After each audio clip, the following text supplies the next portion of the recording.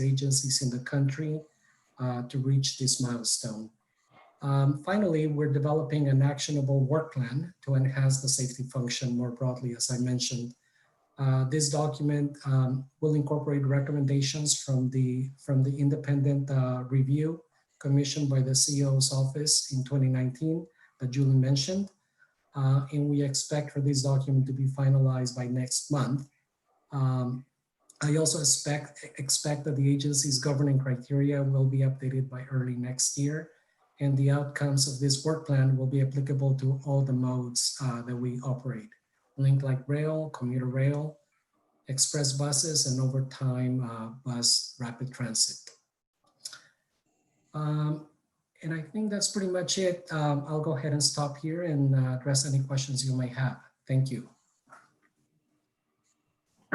I'll just add one thing quickly at the end, that we're relatively early in this process, as you just saw through that presentation. So we are absolutely here to take your questions today, but this will not be the last time you hear from us. And as we get closer to testing and or running service on the track, there'll be more transparent communication from us, as well as the track operators being Amtrak and WashDOT. So please, this is not your only opportunity for us to be in front of you, but we look forward to the discussion.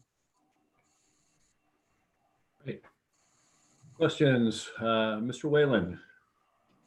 Well, thank you. Thank you all for being here tonight and explaining the process from your agency to our community. It's very important to us, as you know. We were there from the very beginning on this, with WashDOT representatives telling us how safe it was going to be. So my question to you is, I understand clearly from your presentation that safety, not schedule, is driving the process, which I think is fantastic. When this whole project started, we were all kind of informed as members of the community that the funding was to make the rail service more reliable, and that meant in part that there needed to be a 6-minute shaving off the time schedule to get from Seattle to Portland, which prompted the rail service to be clocked at 79 miles per hour. So my question to you, as you're going through this process and driving home the very important facet of your work, that safety, not schedule, will drive the process and hopefully a safer rail service, is a 79 mile per hour train service necessarily critical here at this point, based upon your review and how you're processing this, or is it going to be safer service, likely slower service through the urban corridors? Thank you. Thank you for your question. Actually, I'm hoping Paul Dennison, if you could help us with this question and speed. Thanks, Moises.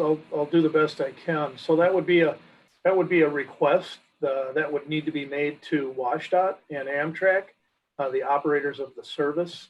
We only own the track, so we don't operate the service. Amtrak does, under contract through WashDOT. So that's exactly where that question should go, or that request. I just wonder if your ownership of the track, and based upon your work, very, very significant work in reviewing the safety recommendations of the NTSB, whether slowing the service down might be an outcome from your review, since you do own the track. Yeah, and so again, like I said, that would be a request from the operator of the service on the train, of Amtrak through WashDOT, as they're contracted to operate through there. Yeah, and I think just one thing that I would add is, since we're Sound Transit owns the track, it's our responsibility to make sure that it's maintained up to 79 miles per hour. So that's something that we will continue to do. But to Paul's point, I think that's a question that spans beyond Sound Transit and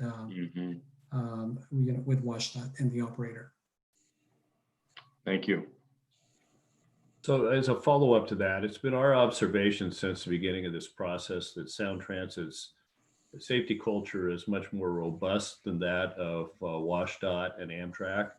I think that's borne out by the NTSB study, and then Sound Transit's own follow-up.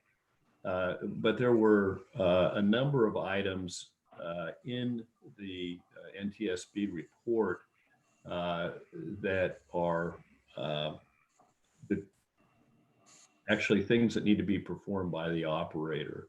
For example, the very simple one, positive train control.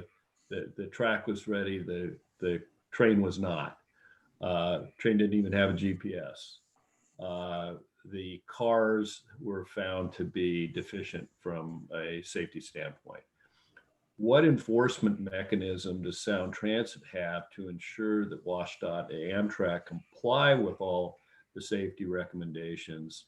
Once, my understanding of Sound Transit's internal report is that when all the safety recommendations complied with before it's reopened. How do you ensure that happens when a number of these things are in the operator's realm? Thank you for that. I'll go ahead and just speak very briefly, and then I'll see if my colleagues want to expand on this. But even with those items that really fall on Amtrak or WashDOT, Amtrak will not be allowed back in the bypass until we see evidence, and we can audit that evidence that those items have been satisfied fully. Our CEO has made that very clearly, has made that point very clear to everyone, and we're in lockstep insofar as those expectations, and we have related those expectations to Amtrak and WashDOT and also to the FRA in writing when it comes to full satisfaction of all of the applicable recommendations. Paul or Julie, I don't know if you guys want to expand. Well, we also have a very robust federal regulator that oversees Amtrak and requires all railroads operating in North America under specific CFR regulations. So we can hang our hat on that, but we will also make sure that we are auditing their compliance to all of these codes of federal regulations and any of the processes that are deemed necessary by the owner to operate on this piece of railroad track. So we will audit Amtrak on a regular basis. Mr. Simpson? Thank you, Mr. Mayor, and thank you to the Sound Transit delegation for the report. I do have a question, and it's probably a small thing, but I'm going to ask anyway. Would someone please explain to me the difference between a safety hazard and an undesirable safety hazard? I'll give it a shot. Through the safety certification process, we will, based on expectations from the FDA, the FRA, as well as industry practice, we make a full assessment of the hazards through the territory when it comes to physical and also on the right of way. As an agency, we have an internal document, if you will, that also mirrors best practices from the outside, and those hazards are rated. And again, there are like 3 or 4 different levels, one of which is undesirable hazards, which is more on the extreme side. And we, based on internal process, any and all hazards that are rated as such cannot, or that project, if you will, the process cannot move forward until those are elevated to a committee of senior officials within the agency, and not until we go through a risk assessment of that particular hazard, if you will, the one that's noted or rated as such, can we move forward. So it either needs to be mitigated back through the project, through additional design or construction mitigation, or you would have to be accepted by basically that senior level committee. And one of the things that I noted here at the end is that we one of the recommendations also that we're employing is to enhance our internal process such that those are always elevated to the CEO. In the safety management system in SMS, the CEO is the accountable executive at the agency. So it's my responsibility as the chief safety officer to highlight any and all undesirable hazards and higher. And again, undesirable is basically the rating that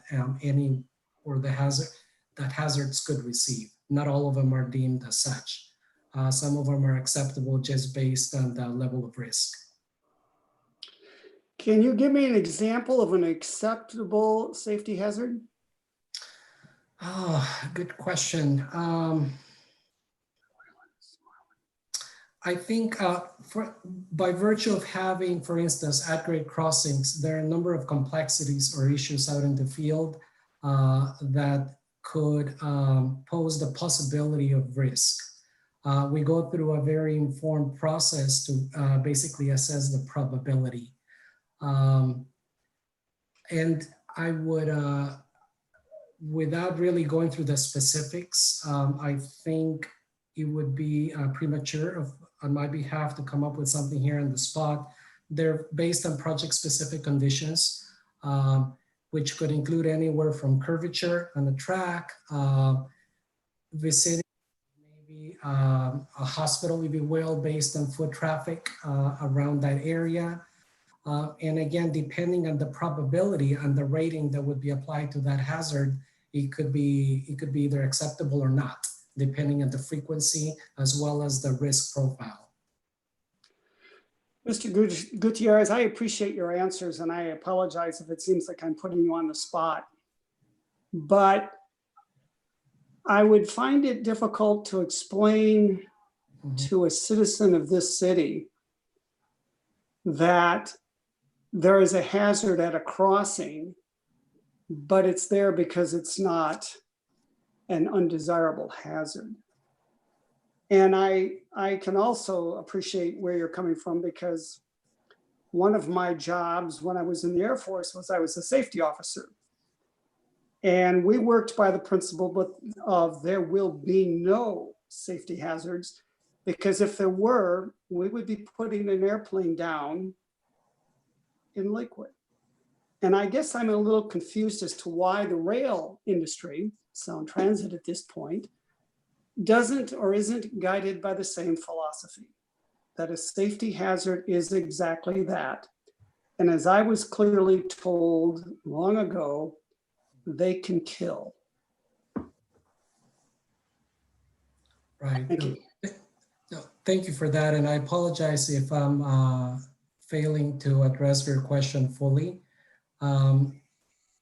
Very recently, as we have adopted the agency safety plan, like I said, we're also in the process of enhancing the hazard assessment matrix to better align with the safety management system, the SMS approach. That again, the aerospace industry actually has adopted years before transit. And we'll be happy to follow up with maybe more specifics to address the point that you rightfully raised. Thank you, sir. And thank you, Mr. Mayor. Mr. Branstetter. Thank you, Mr. Mayor. Going off. I would just like to follow up first of all, a little bit on Mr. Simpson's discussion about hazards. When it came right down to it, the derailment that we had a curve that was a hazard. And I guess I'm concerned that we're told then that a committee of senior people from a variety of agencies had decided that that curve was okay as long as you put a speed limit on it. And what I've heard today is we're going to continue to look at a hazard like that there's a committee of senior people who's going to decide on behalf of the public whether that curve remains a hazard. and yet that no one, Sound Transit doesn't sound like you are either able or willing to take responsibility for the speed limit on the track anywhere, but you're going to leave the decision about speeds on the track, to include the speed on that curve, to operators to be able to go and do that. And I guess that given that that was one of the primary hazards that led to that accident, I guess I'm wondering what specifically does Sound Transit have in mind as the track owner to mitigate that? Thank you for that. I appreciate the question as well as the concern. And actually, here I'll touch on it. There are a couple of items. Mainly, one of them is we will expect the operator to have positive train control fully implemented. That was one of the key items that, as you may recall, came through that review. And then we have been working with the engineering group to make sure that we provide additional signage based on, again, one of the recommendations. And again, that speaks to a couple of those mitigations. And of course, operator training with full visibility to the conditions at that location. Paul, is there anything else that you would want to add? No, I think you summed it up pretty well, Moises. We will use PTC on this stretch of rail. So positive train control governs the speed of the train. If the operator approaches an area where his speed is greater than the PTC speed, the train will initiate a braking operation. So the operator of the train will have no control over that. The train will begin to brake itself. Unfortunately, PTC was not in place for the earlier issue that we had, the earlier accident that we had. PTC will be in place, and Amtrak will absolutely be required to have PTC on all of their equipment. So with respect to the speed that's programmed into the computers that make PTC run, who's going to make the decision about that speed for different track segments?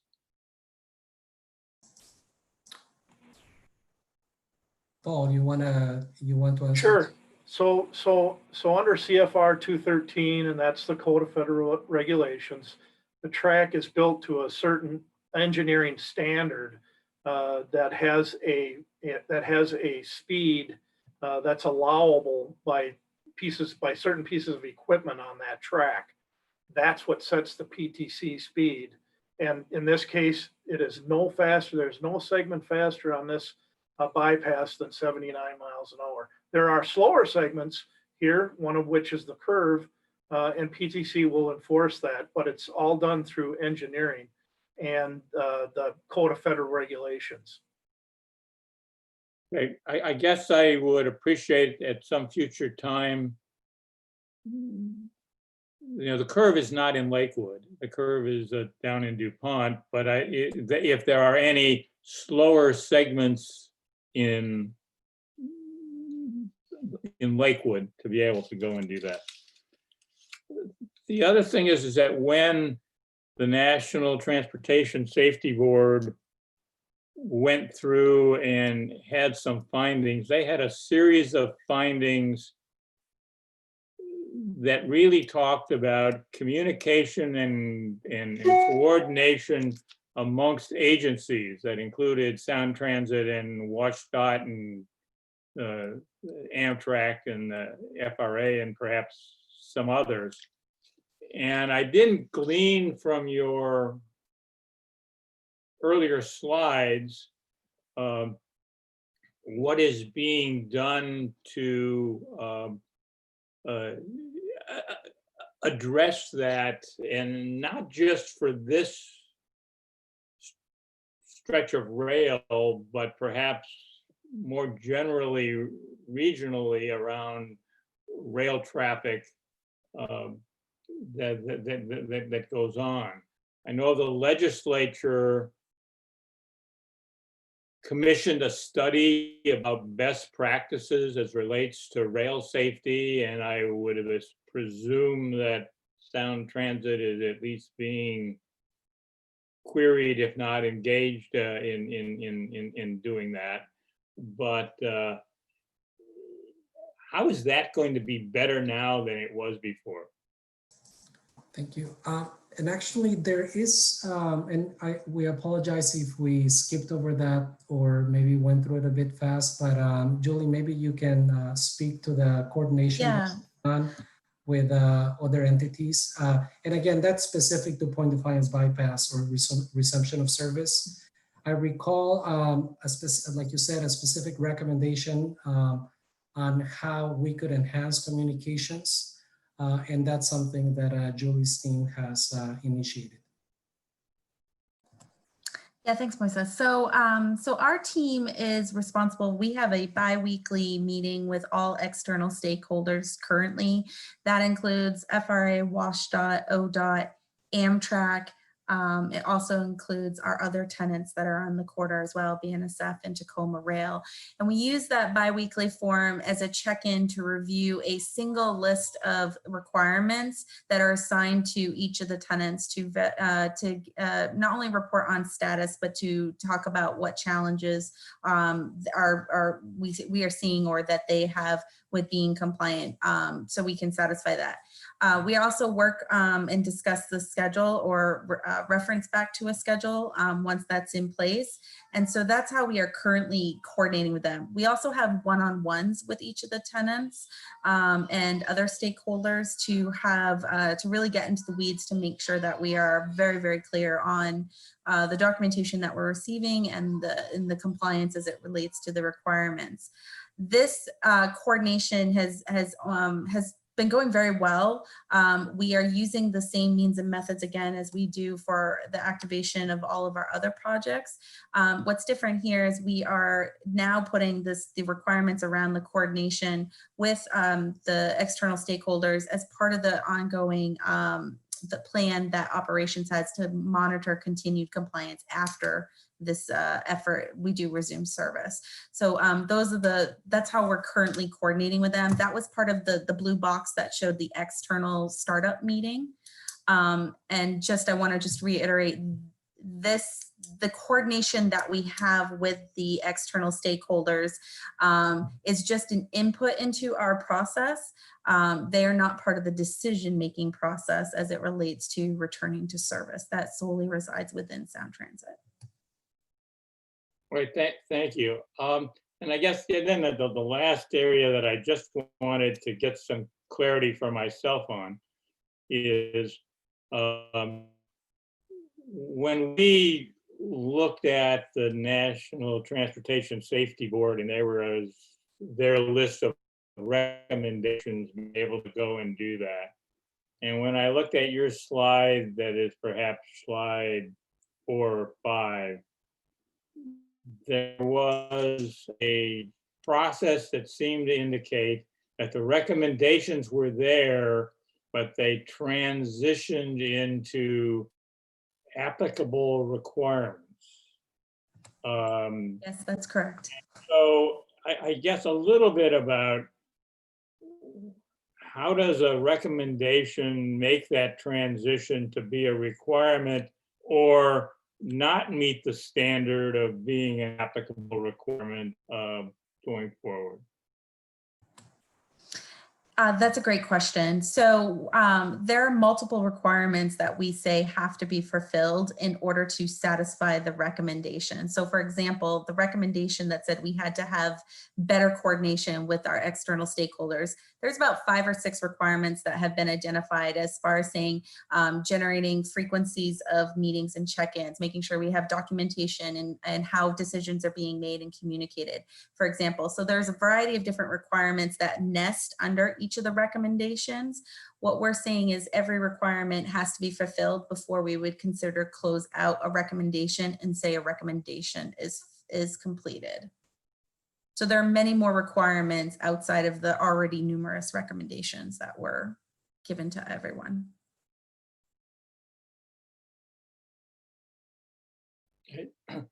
Well, Mr. Mayor, that's all we ought to have, other than to thank Mr. Austin, Ms. Marshall, Mr. Gutierrez, and Mr. Dennison from being here and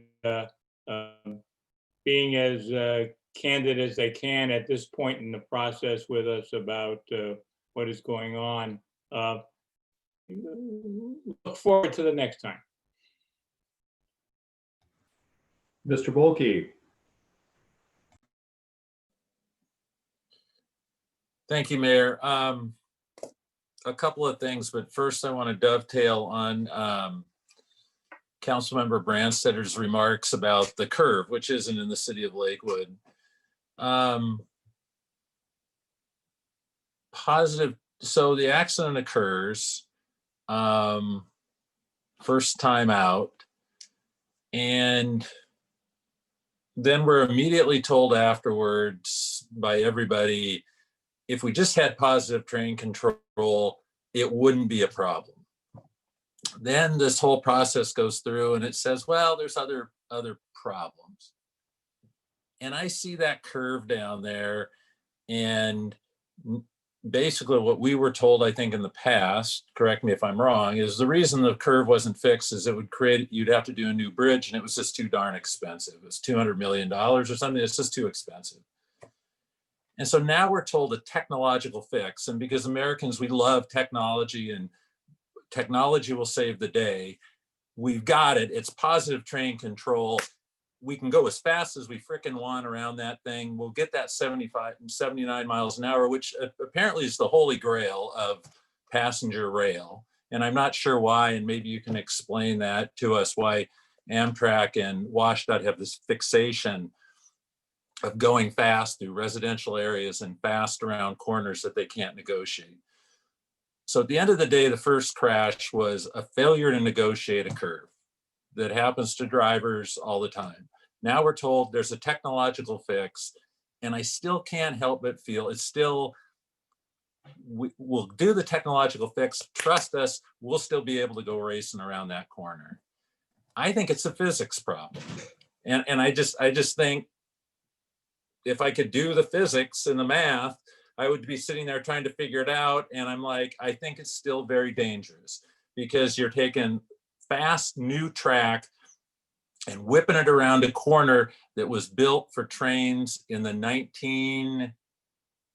I guess they built it when they built I-5, 1955 or something. You know, what's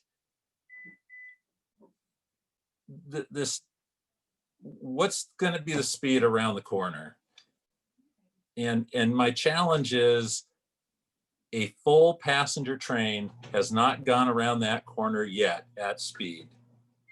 So how fast is Amtrak saying they have to go around that corner? Thank you. Actually, just real quick, the speed through that curve is not 79 miles per hour. So I appreciate your comment. Paul, do you recall what the speed is, the design speed? The speed limit through the corner is 30 miles an hour, Moises, 30. And okay, so the positive train control will damp that thing down to 30 miles an hour. That's correct. Yes, that's the design. The design is to intervene into the operation of the train based on how heavy the train is, the locomotive, all of those factors are engineered into it. So it can slow it down far enough ahead of time. So if the operator wasn't paying attention, that the PTC based on that will slow the train down well before the 30 mile an hour corner so that the train would negotiate that. Okay, so when you say well before, so I'm going through Lakewood at 79 miles an hour. I hit DuPont, is that too late? I wouldn't know exactly where, where all that fits into it. Okay. The signage on the railroad is very precise, and that's what triggers those commands, is the signage and the engineering to the placement of those points, if you will. Yeah. I might jump in here real quick and say that as a team, one of the things that we are doing is we're preparing a graphic that shows the alignment where the mileage posts or the signposts are, and then showing the speed on the track. That is in development. That might be something that we can share once that's ready, just to help answer that question. The other thing I was going to add is that part of the crew qualification requirements that we have put onto Amtrak is to not only increase the number of training qualification runs that have to happen, but also to train them in the absence of PTC. What do they need to do? And in order to ensure that that on the off chance that that technology, to your point, wasn't active, that was in place, that with the speed signs and that their operating procedures. Those requirements are also continuing requirements that we will continue to work with and monitor once we do resume service. So those are more examples of requirements that we have levied here above and beyond. So help me with positive train control, or PTC. Does it go with the train, or is it part of the track? The answer is both. Okay. It has a wayside and a back office where all the computing is done, and there's a transceiver and a transmitter on the wayside and in the equipment. And as the equipment operates, it constantly communicates with the wayside. That's kind of it at a 10,000 foot level. Okay. Okay. So it's not possible that Sound Transit runs umpteen engines a day. I don't know how many you guys own, or WashDOT Rail owns the trains. Is that, or Amtrak? Amtrak. So let's talk about Amtrak. They run the Coast Starlight up and down from Seattle or Vancouver to San Diego. How do we know that all that, and they're down there in a switching yard in LA and they put a new engine on, how do we know it has PTC?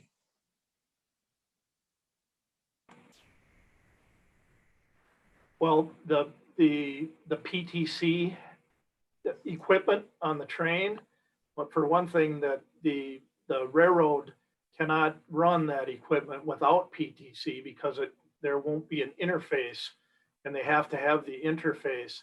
But I mean, you could certainly take a rogue engine and try to operate it without PTC. It is a piece of technology that you could circumvent in various circumstances. That would be, an act of sabotage or vandalism and a criminal act.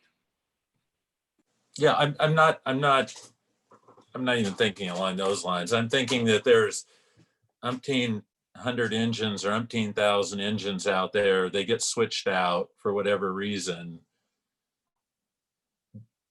If every Amtrak train already had PTC, why did the one that went down the tracks that day not have it?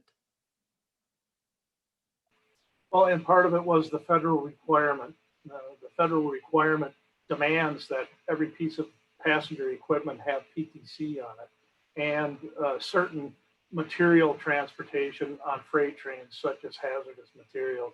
That's a congressional mandate. So they would be in violation of a federal law if they were to operate without PTC. So at the time the accident occurred, they weren't required to have PTC? No, unfortunately not. Okay. And it's your judgment that if it had PTC that day, I mean, we've been told it wouldn't have happened. Well, technology's not perfect. I mean, but in my professional opinion, that PTC would have intervened. What other changes are any changes scheduled to occur in the safety situation at right-of-ways and whatnot in the city of Lakewood as part of this? Well, so we're gonna go ahead and go through, and I think Julie spoke to that. We will redo the PHA, the preliminary hazard analysis, and the operational hazard analysis from scratch. So that'll include a very deliberate and thoughtful review of every single element, equipment, piece of track through that area. And based on project specific or site specific considerations, there may be additional items that we need to implement, but we will go through that when we do the PHA. And is there anything that you would add to that? Okay, thank you. Okay, so help me understand WashDOT's role, because they I mean, quite honestly, when they've come to the council before, I guess maybe this isn't a fair assessment, but they kind of disavow all responsibility for just about everything that occurred, and just about anything that doesn't go right in the city of Lakewood. They just disavow it. I don't even, you know, if you listen to them long enough, I don't even know what role they play. And you've helped us tonight with that. But when you start talking about safety issues in Lakewood, do they have a veto power over that? Oh, Julie, were you trying to speak? Oh, she says no. No, the answer is no. We, as the based on the ownership that the agency holds, Sound Transit, through that area, we are setting those expectations when it comes to safety compliance, and we have communicated that to WashDOT, and they have recognized our expectation, and that's also happening not just from the get-go when we issued those letters that I mentioned, but also through the ongoing coordination meetings that are happening every other week. Okay, good. Thank you. Thank you.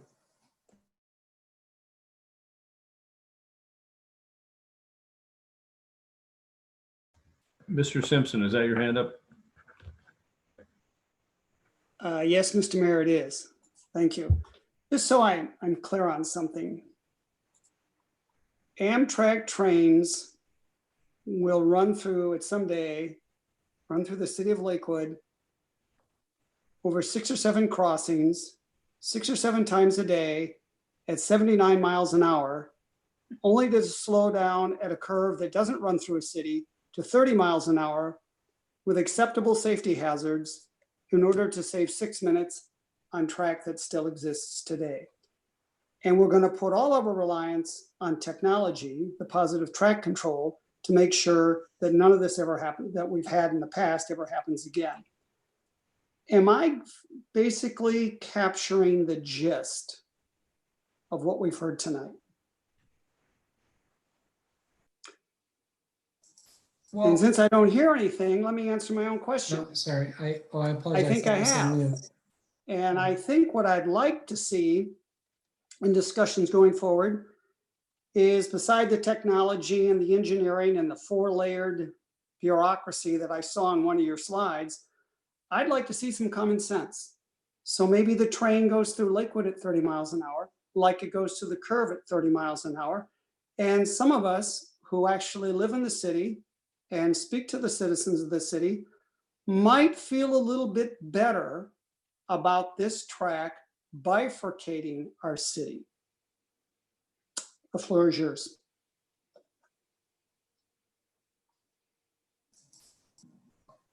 Sorry, if I may, just to jump in, I did want to just go back to what Julie mentioned a few minutes ago. We're in the process of putting together the exhibit with the speed zones throughout the area, and I think that would be that'll be very helpful to all of us, just to have much more specificity about the speeds through that area. Thank you.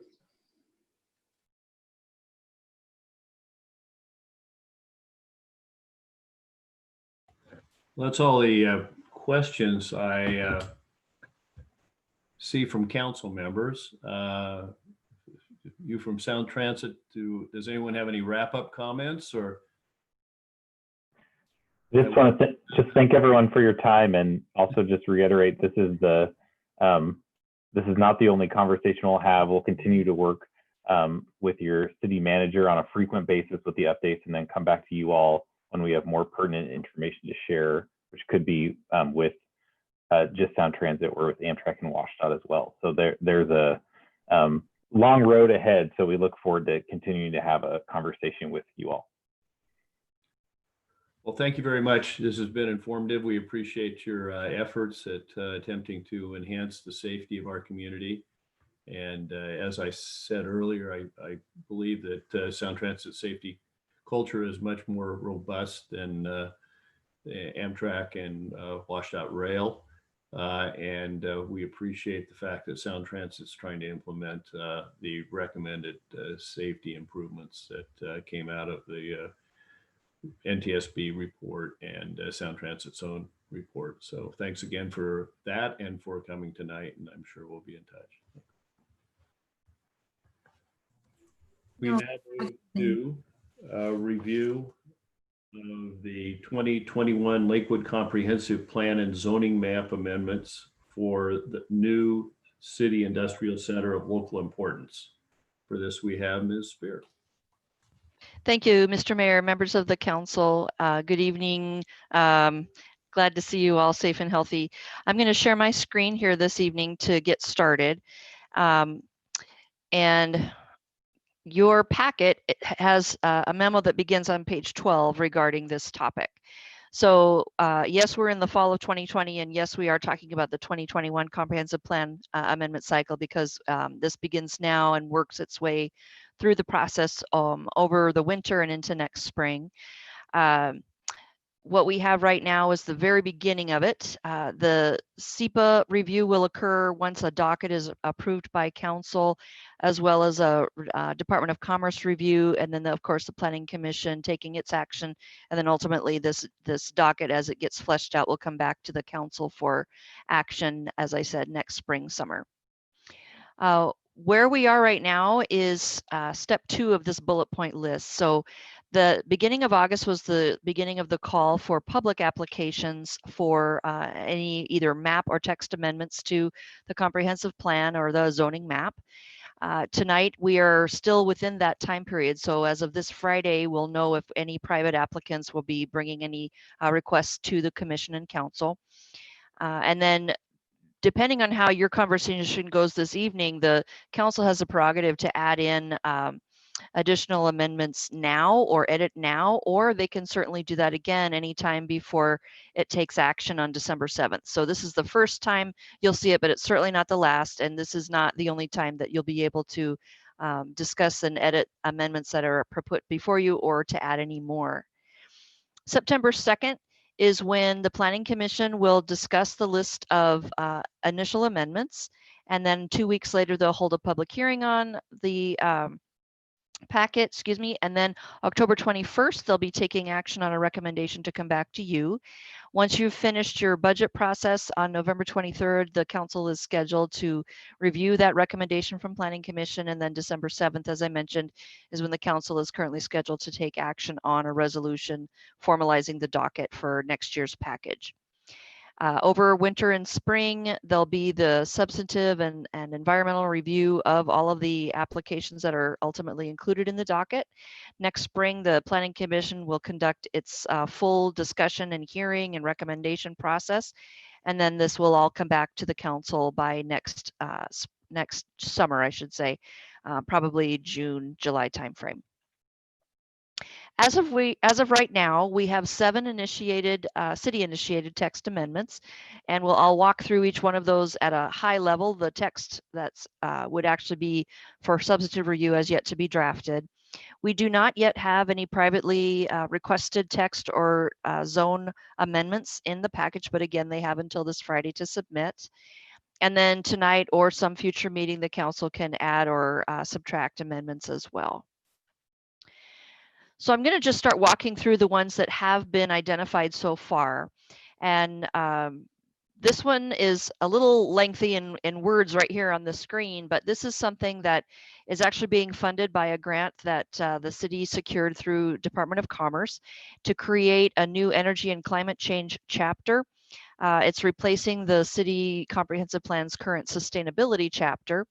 And the reason the city is bringing this forward is that this is really preparing for something that's in the next few years going to be something that's mandated because of a number of different items at the state and regional level. So this was ahead of the curve a little bit, and doing so with some funding from the state in order to not burden the city on trying to prepare some of the documents that will be required.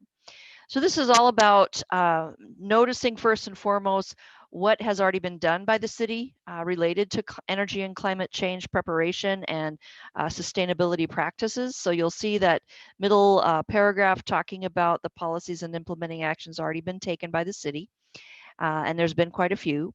But also the idea of this chapter would be to explain the regulatory context starting at the federal level down to local, the anticipated impacts of climate change within the city of Lakewood.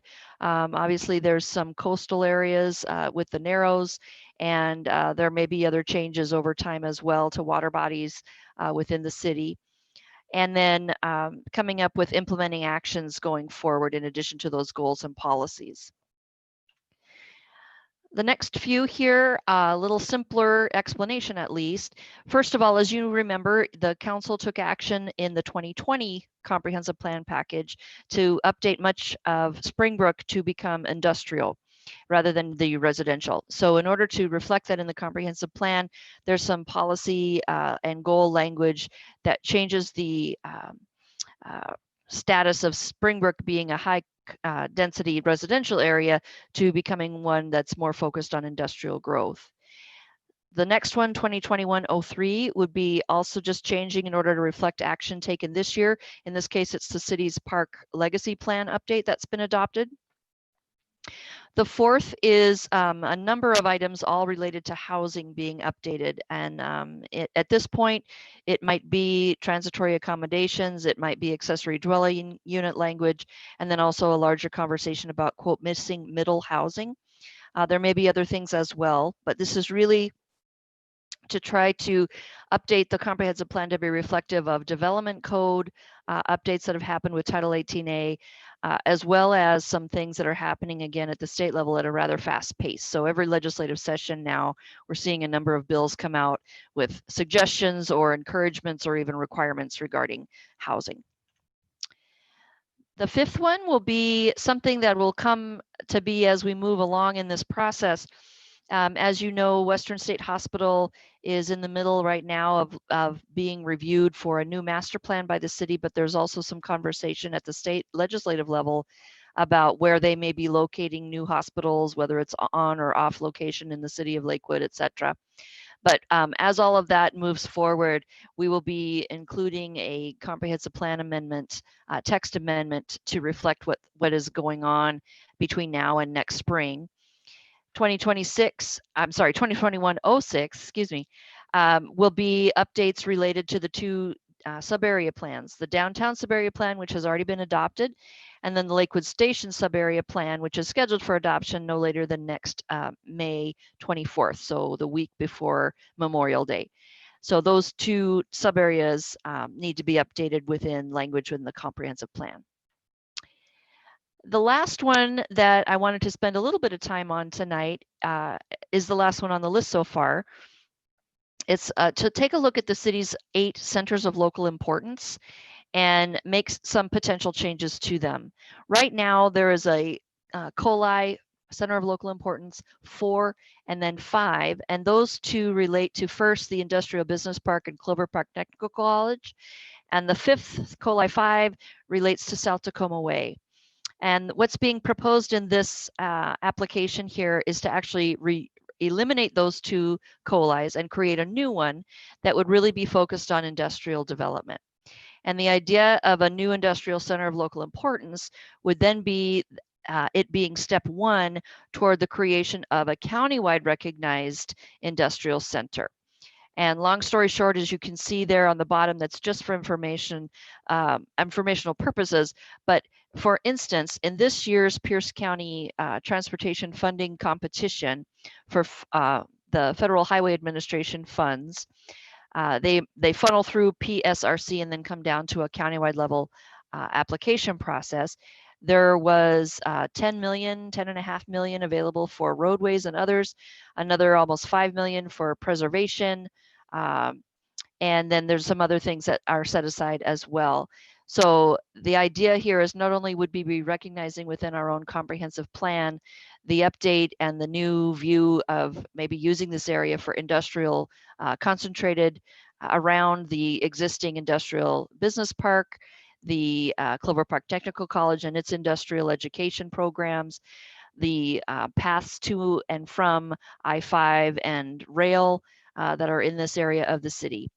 And then of course, by creating a countywide recognized center, that's going to be something that can be used as a tool for other economic development, whether it's grant applications or working toward some sort of future area-wide goal or citywide goal regarding industrial development. So this is a map that shows you where all of the current centers of local importance are, and numbers 4 and 5 are circled here. Number 4 is the one that includes the Lakewood Industrial Park and Clover Park. It's a little over 300 acres, and it was originally identified because of its intense industrial uses as well as the school. South Tacoma Way, which is number 5, is almost 300 acres as well, and it was originally designated because of its commercial significance.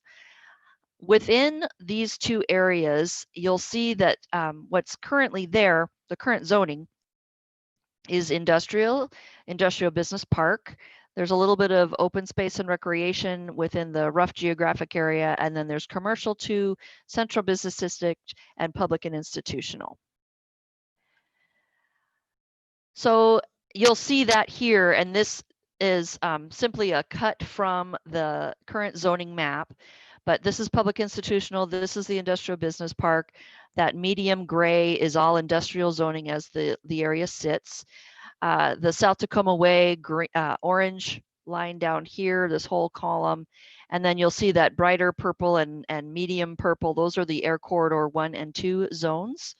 So that's the area we're generally talking about, and that's the zoning that currently exists. What's being suggested here is to take the land both from number 4 and number 5 and put them together into a single center of local importance, but also to add some additional acreage as well. And so that's what this would look like here. You'll see some of that same acreage I was just pointing out with my cursor. So the blue is the institutional, that light gray is, the industrial business park, medium gray is industrial zoning, and then you'll see here Air Corridors 1 and 2. And then down here, we've taken out the actual clear zone because that, as you know, per Department of Defense and FAA guidance and regulations is supposed to be effectively empty, certainly not dense industrial type of activity. And then you have some on either side of the clear zone, additional parcels that are zoned industrial. So this is a large COLI, but it is all very much related to industrial development. And as you see here, it's along a couple of major corridors within the city out into 512 and I-5. So if you take a look again at the citywide map, this is showing you where that would be located and in scale, relatively speaking, to the rest of the centers of local importance. So again, number 4 and 5 go away, and you have one that I've just termed East City, given its geographic area, but that whole area of the city would become a focus for industrial development and then supporting uses to that industrial development. One more map. So this is citywide, and you'll see this black outline is the downtown sub-area plan. This triangle piece is the Lakewood Station sub-area, which is getting developed right now. And then right above it and adjacent to both of those is this idea of a county-wide center of industrial development, and it carries much, or it includes, excuse me, much of the developed land on the east side of the city.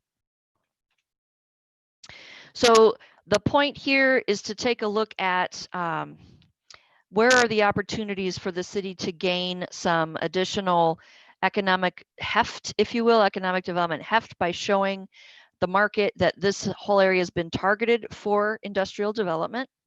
The fact is, under Air Corridor 1 and Air Corridor 2 zoning, the current residential zoning there, or excuse me, residential development there is non-conforming. And so the idea here is to encourage the eventual removal over time of that residential development and replacing it with something that is more in keeping with what's supposed to be within these zones of the city in terms of safety related to McCord Field, which is right here. And then again, as I mentioned, the idea and the opportunity to seek some additional transportation funding from the countywide process that currently Lakewood does not qualify for, in order to help infuse this whole area with an effective and efficient freight mobility or industrial development mobility scheme. So those are your 7 items that have been introduced so far. I don't know if the City Council is prepared this evening to do any additional discussions of additional items. As I mentioned, this is not the only opportunity by any means to do so, but I'll just pause here to see if there's any questions or comments. Questions for Ms. Spear? Mr. Branstetter? Thank you, Mr. Mayor. I just have a first impression about the East Lakewood Center of Industrial importance. And I can see taking a Center of Local Importance 4 and moving a line to the east, certainly to include all the property along Durango, and that where it either is or would we could appropriately be converted. But I'm concerned about taking the C2 area along South Tacoma Way, that is the home of many commercial businesses, small businesses owned by a mix of minorities that are here, that have a some level of pride in their identification as an international district, being able to go and do that, of being reprioritized for long-term industrial use, despite what has happened with the Starlight, and then perhaps though further east, the 2 air corridor zones probably make sense to make them a center for industrial importance and focus. I mean, that's really kind of the way our zoning and our thought is. And if that would help us get those areas excluded for some of the housing and growth targets down the road, that would be helpful.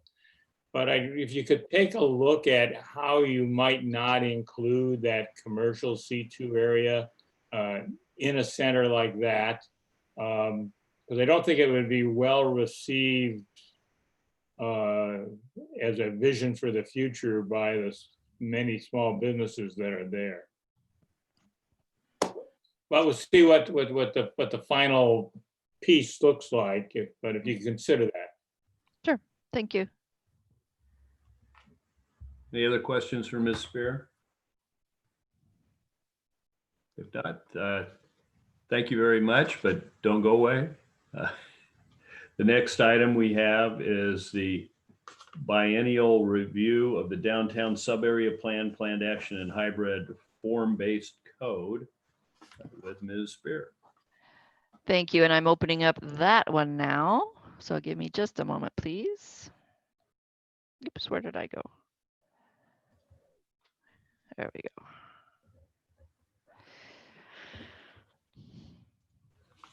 All right, so thank you once again, Mr. Mayor and members of the council.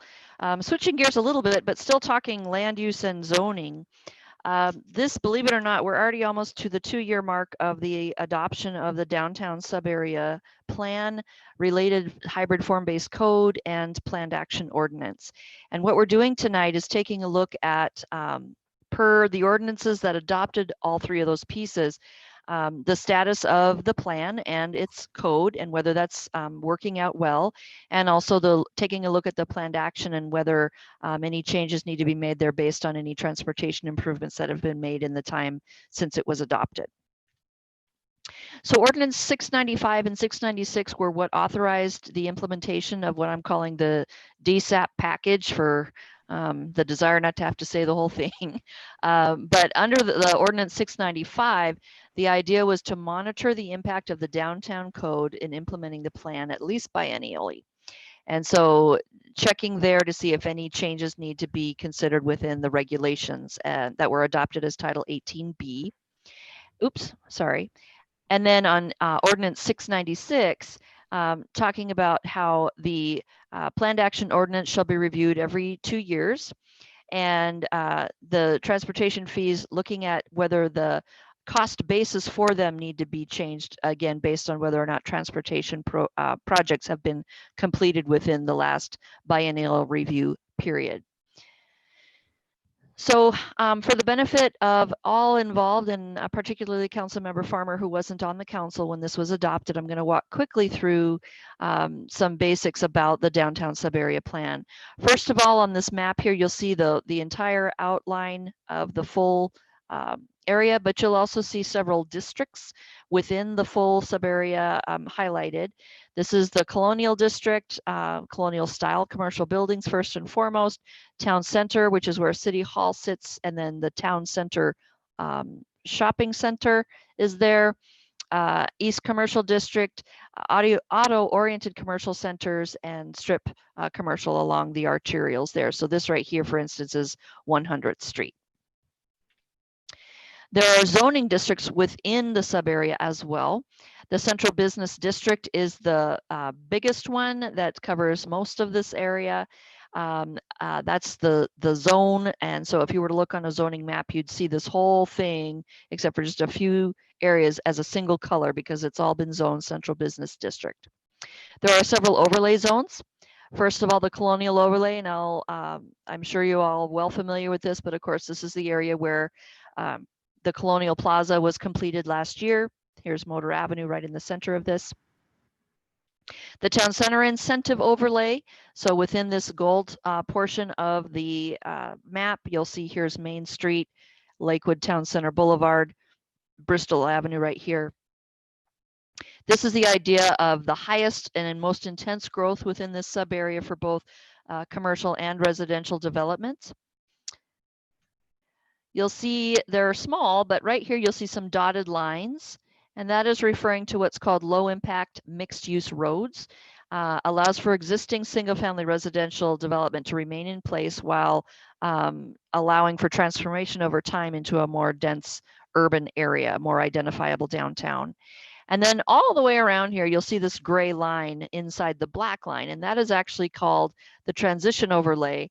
And that's where if you were to look at the size and density of buildings, it would almost be that wedding cake look, or that idea of a stair step from the more intense development over time within the subarea to the existing residential areas all around it, which are at a lower height and also a lower density. Within the downtown subarea was anticipated a couple of different concepts, and we've already gotten started on some of it. Again, you've got what was then called the Festival Street. It's now the Colonial Plaza. You've got this Green Street Loop, which was to enhance the existing roadways in that rectangular area to allow for non-auto oriented easy access and a more pleasant experience as you're walking or biking, what have you. All of these pink areas are considered, quote, catalyst sites, which means something where the city may make some sort of investment in infrastructure or something else that would help encourage private development to follow soon after. And then you've got this Central Park, which on this map is located to the northeast of City Hall, but it's been in the past talked about on the other side, I believe, of the Green Street Loop. So time will tell where it actually ends up. In terms of city action to implement this plan, it was adopted in October of 18, and about a year later, the Colonial Plaza was completed and launched. That Festival Street changed its name, but certainly kept with the idea of festivals. And unfortunately, with COVID, it hasn't been used to its maximum use, but that'll happen again as we get back to normal. This was recognized in a number of different venues and awarded its Healthy Lifestyles and Economic Development prize now for the city. A couple of other things that the city has done this year, just a couple of months ago, the downtown loop with the Green Street amenities was added to the city's 6-year transportation improvement program. And the downtown park is now recognized and included in the 2020 version of the park's legacy plan. So as these things now start to move forward, the fact that they're in these two plans, they'll become the focus for construction planning and also funding applications for grants or other types of financial support for these activities. In terms of private activity, here you'll see in orange the outline of the downtown sub-area, and the stars show you where some private applications have either come in or actually been approved, and some action has taken place on the ground. So within the last 22 months or so, it's been pretty even placement of this development throughout the sub-area. And a number of things have happened or have been talked about with the city. We'll see as things start to maybe pick up a little bit as we move into this next year, how much more momentum there is gained. And then the transportation mitigation fees, as of August 3rd, a total of almost $180,000 have been collected. The 24 projects that have been brought forward and discussed, 11 projects were not assessed any transportation mitigation fees based on the administrative policy that's in place right now, which is there is only a charge on net increases to transportation. So if there was an existing building or some type of development on a parcel and something is redeveloped or replaced there, it's only that net increase of trips where the applicant would have to pay any transportation mitigation fee. So where we sit, the Planning Commission held a public hearing about this topic on May 20th. No public comments were submitted. In the 22 months or so since it was adopted, obviously development has been affected by COVID. And so there's really been, 16 or 17 months of, quote, normal activity within that sub area to see how it's been doing.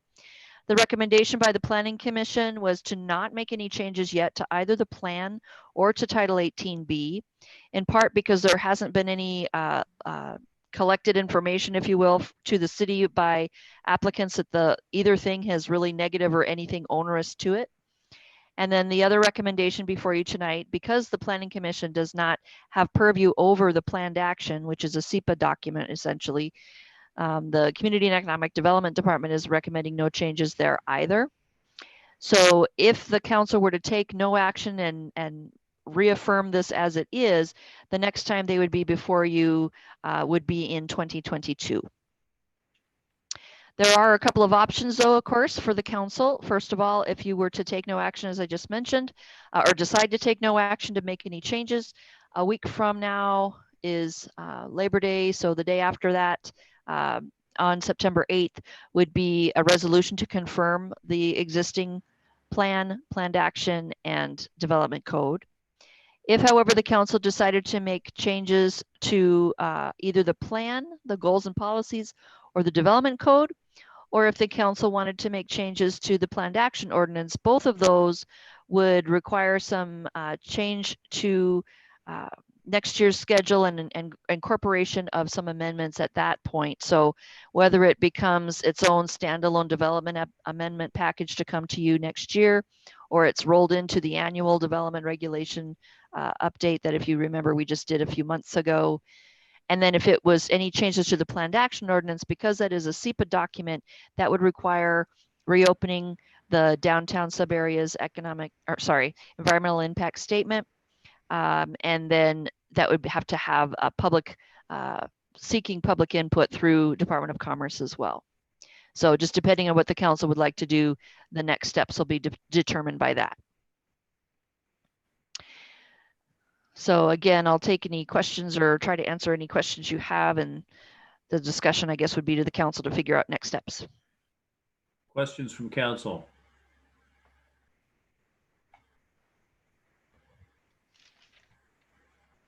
Mr. Whalen. Well, thanks, Ms. Spear, for the report. My only question would be if we had more feedback from Ms. Newton on the economic development side, if there were impediments to development, the mixed use development we are longing to see take hold and develop anywhere within the downtown sub-area plan. But we're not hearing that. So I assume that there aren't impediments or COVID has gotten the best of all of us. But that's the one big missing link, is we have yet to land a nice small, medium, or large mixed use development. I hear you. Yeah, we have not had any discussion of criticism or saying that this is just Right. stopping a project. And actually, when the Planning Commission was discussing it, Commissioner Guerrero was asked that same question, and his response was, no, I haven't heard anything either from people that I work with. So Yeah, so is what it is, I guess. Keep Yeah. going forward. Yeah. Any other questions? Well, thank you very much, Ms. Spear, for the update. And excuse me, Mr. Mayor, does that mean that next week or on September 8th, we are talking about a resolution for you to affirm all of those documents as they are? I believe so. Okay, thank you. And we'll move to the next item of business, which is the JBLM North Access Improvement Project update. For this, we have Mr. Busich and Mr. Podwinski. Good evening, Mayor Anderson, Deputy Mayor Whalen, members of City Council. Tonight, at Council's request, Troy and myself are going to Mr. update the Busich, council.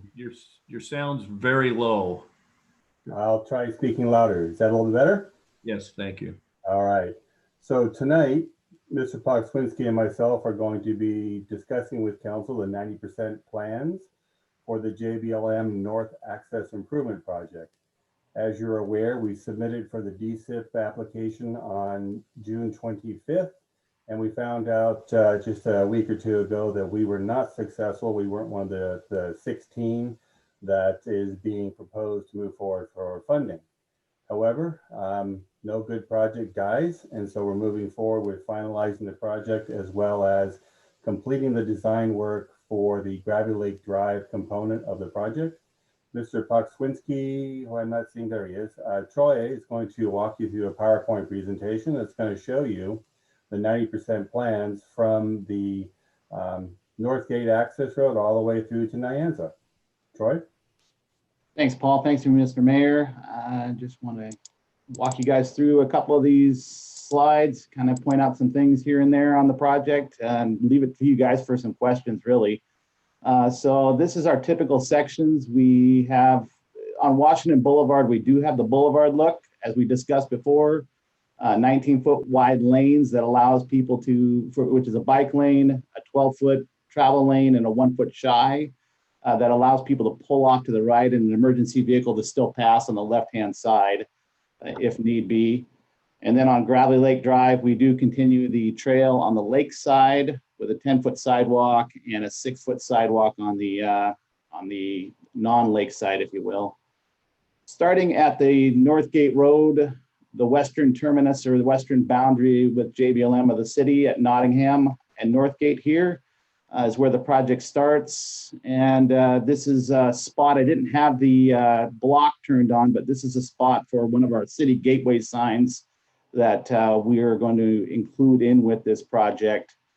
Kind of flipping around. And we will have time to come back for questions if you guys have any, or just feel free to speak out. This is the roundabout at Northgate and Edgewood. What's interesting about this one is we have a kind of a frontage road to serve 4 lots here. We have that in one other spot. I'll show you here in a little bit. We do also have 2 right-of-way takes that we have acquired now. They're pretty small right-of-way takes. This one's about 200 square feet. This is about 100 square feet, give or take a little bit. Moving up to the Edgewood Washington Boulevard corridor. This is another little frontage road we have that serves 3 parcels. We were trying to go for a 4th, but could not get an easement from this parcel in order to get to this other parcel in order to get everybody out. So we have kind of an oddball occurrence. We don't usually like to put a driveway in a roundabout, but we weren't left with any choices as they weren't relenting on wanting to give an easement to their neighbor in order to cross through their parcel. So we do have kind of an oddball. As it exists currently, it's a very dangerous situation for the person leaving this north driveway. They currently don't have a signal head. This is a signalized intersection, and they just kind of go, they look at, each side of the signal and go as it is. So this will be a safety improvement for them, but it's still not optimal in terms of flow. Moving along, you'll see we do have some in and around the intersections. We do have hammerheads that we've installed in the right-of-way. The right-of-way line's not on, but it's actually back here through this, so that people can turn around and not have to back out into the street in the proximity of the roundabouts. Kind of a safety feature we've got for a lot of these. This is at Vernon and Washington. One interesting thing, and I neglected to mention this earlier, what we've gone to on this is a concrete panel in the intersection as identified. The limits are here shown in the white to black. Black's asphalt, the white's concrete. And the reason for doing that is we've seen a lot of roundabouts in tight situations like this. I mean, this isn't a large roundabout, but it is by no means, it's not a small roundabout, but it isn't by no means a large roundabout like we have at Murray and 150th. And you get a lot of torsional movement in here, along with the buses, the fire trucks, the loads that we have out here. The pavement, if we were to pave this with asphalt, it'd only last about 11 years before we'd need to start going back in and replacing it. The cost to replace it would be the cost, one time would be the cost for the concrete difference, which the concrete will last 60 years. So after the first 11 years, it's paid for itself. So we've decided to move on this particular project with concrete intersections. The section between Vernon and Alameda, wanted to highlight some things. We again, I didn't turn the block on some of these, or it's hidden behind the hatching here. But we're doing cluster mailboxes again, where the group of people share individual mailboxes. The difference between some of our other streets and this one is there's enough room for people to pull over and be able to open the doors, and the people can get around the mail trucks so that there's no obstruction of traffic. So there's a real plus there. As far as Alameda goes, we have quite a bit of wall here, quite a bit of wall here. This particular individual wanted to slope it back, so we've got some slope there. There's quite a cut on one side and a fill on the other side of Alameda.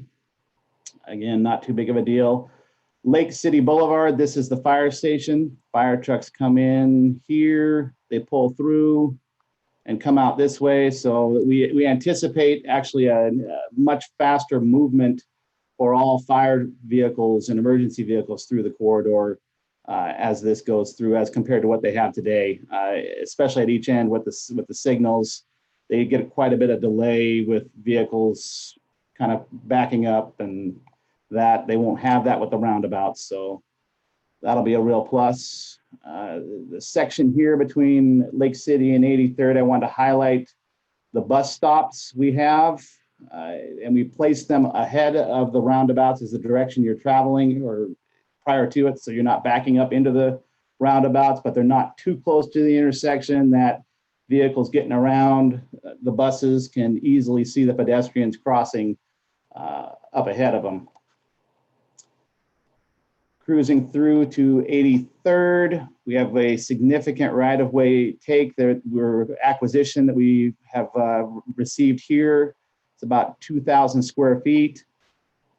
of right-of-way, and we're going to end up repaving a little bit of this lot here, this section here, and restriping their parking lot. The church is well happy with everything, so that turned out pretty well.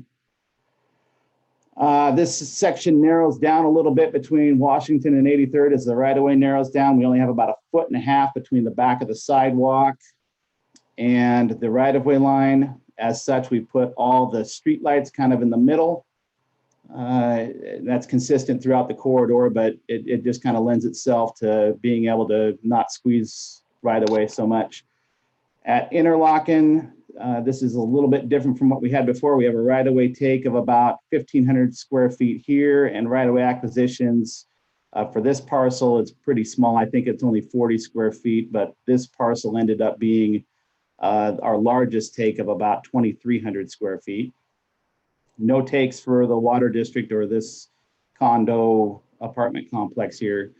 The roundabout or the existing intersection now has got quite a big dip here as it comes up.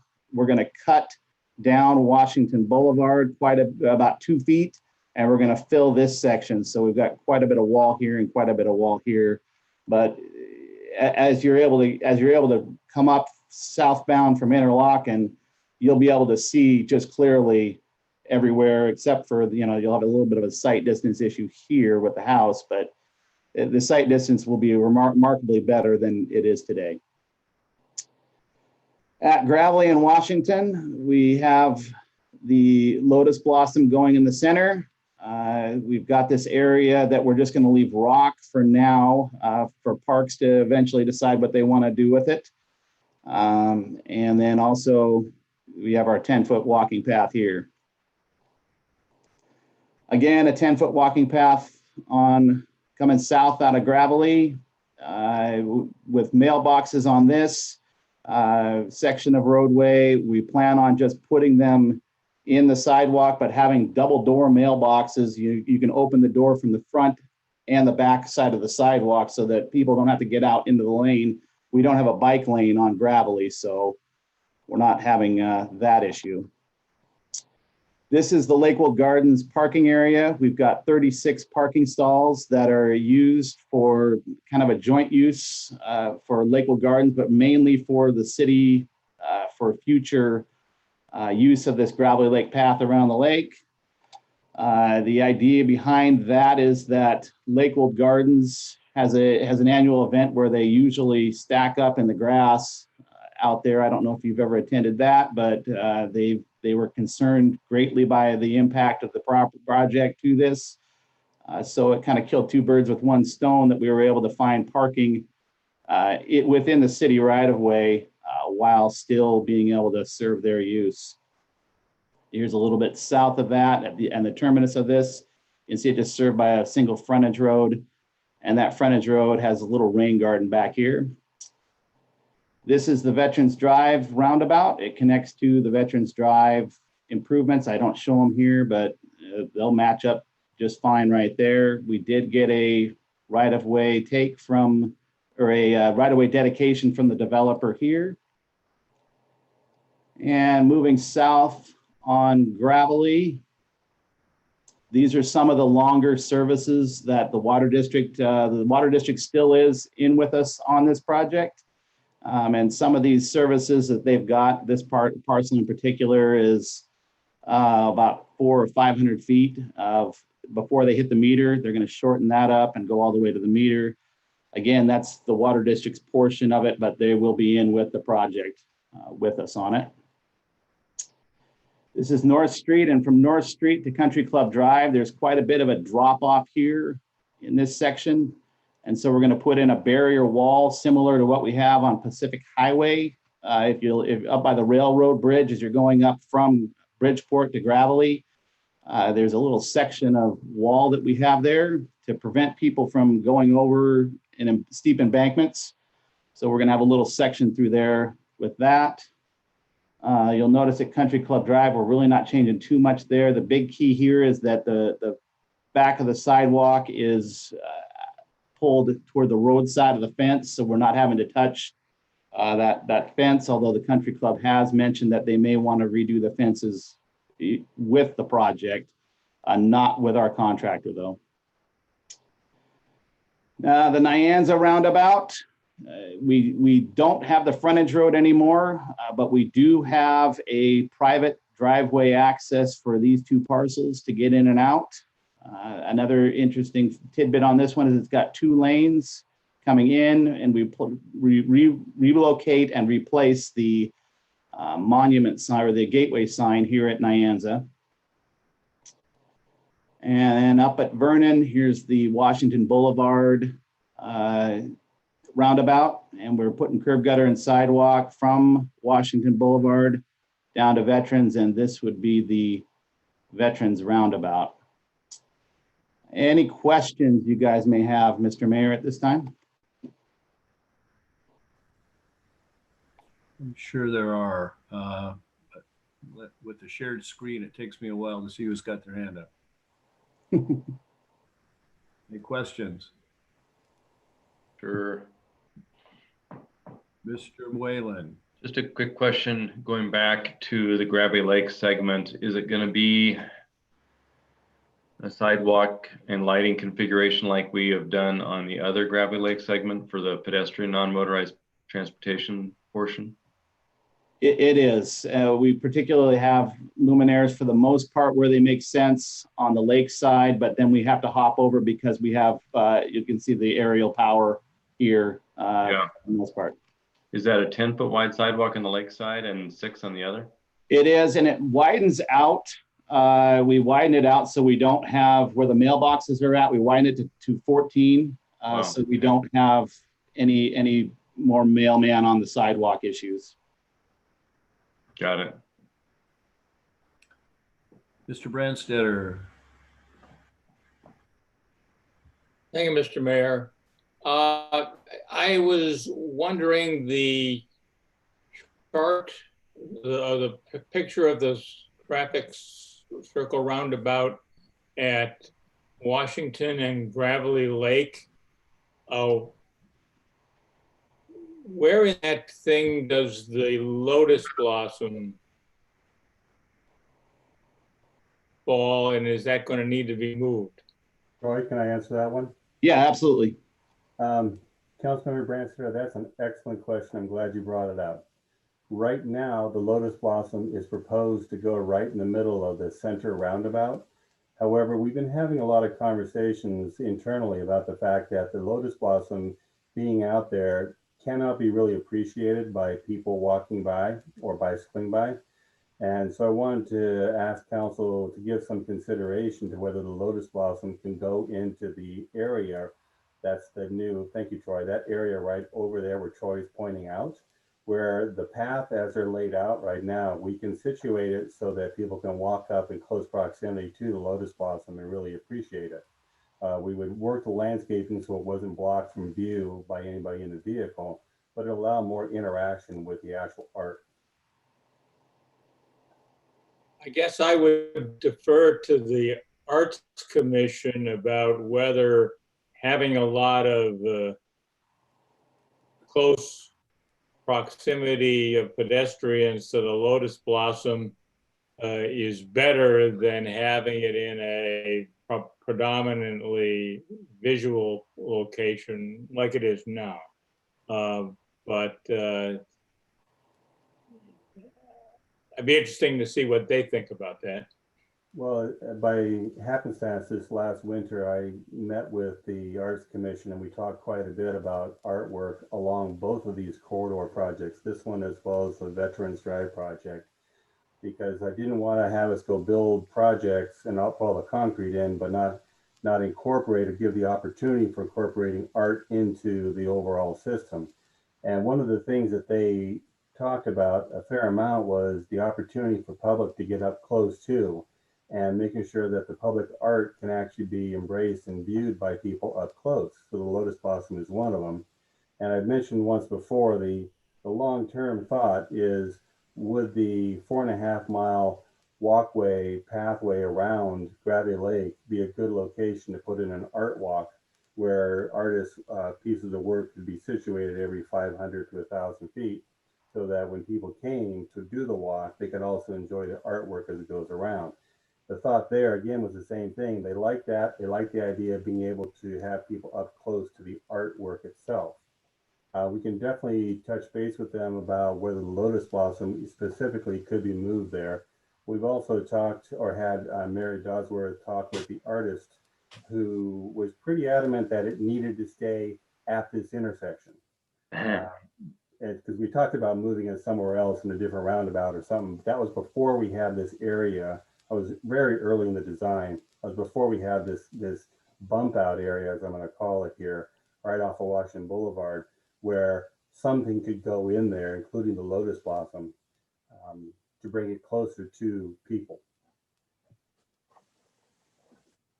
Okay, thank you. And I have one similar question at the Bradley Lake Drive, Nyanza.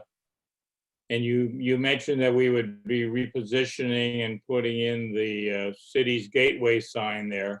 I believe in that area there is also a Blue Star Highway or some other monument type sign that's there. Is that going to be able to be retained or put someplace to where it is visible?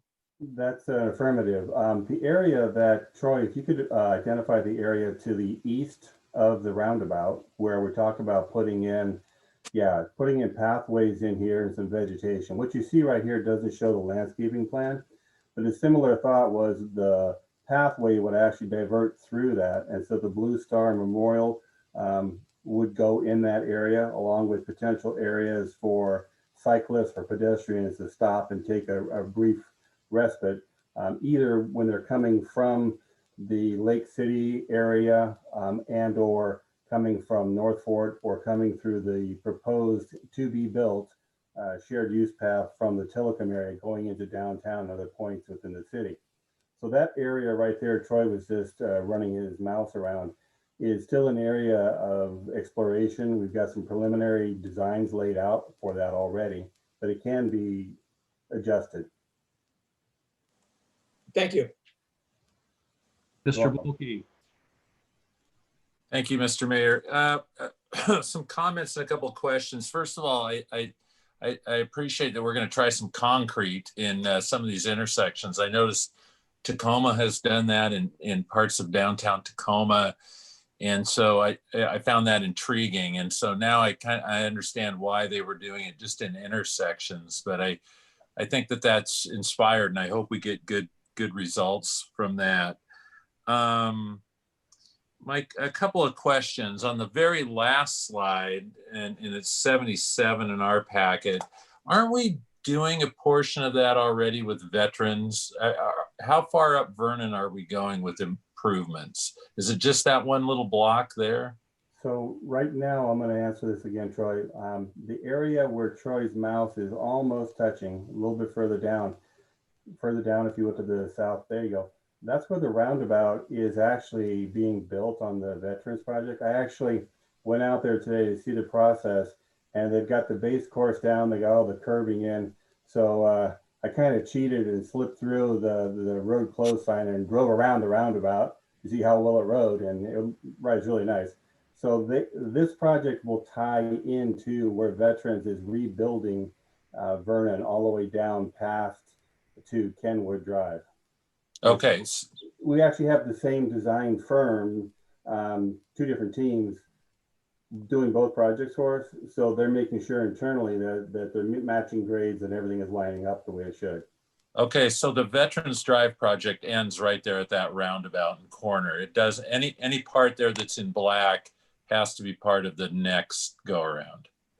Actually, yeah, some of it is, but if you drive out there now, you'll see that where the black ends, you have a very large pile of dirt because we're regrading Vernon through there to tie into the roundabout. Oh, okay. So then my other concern is that one where the one person wouldn't give the right of way to their neighbor.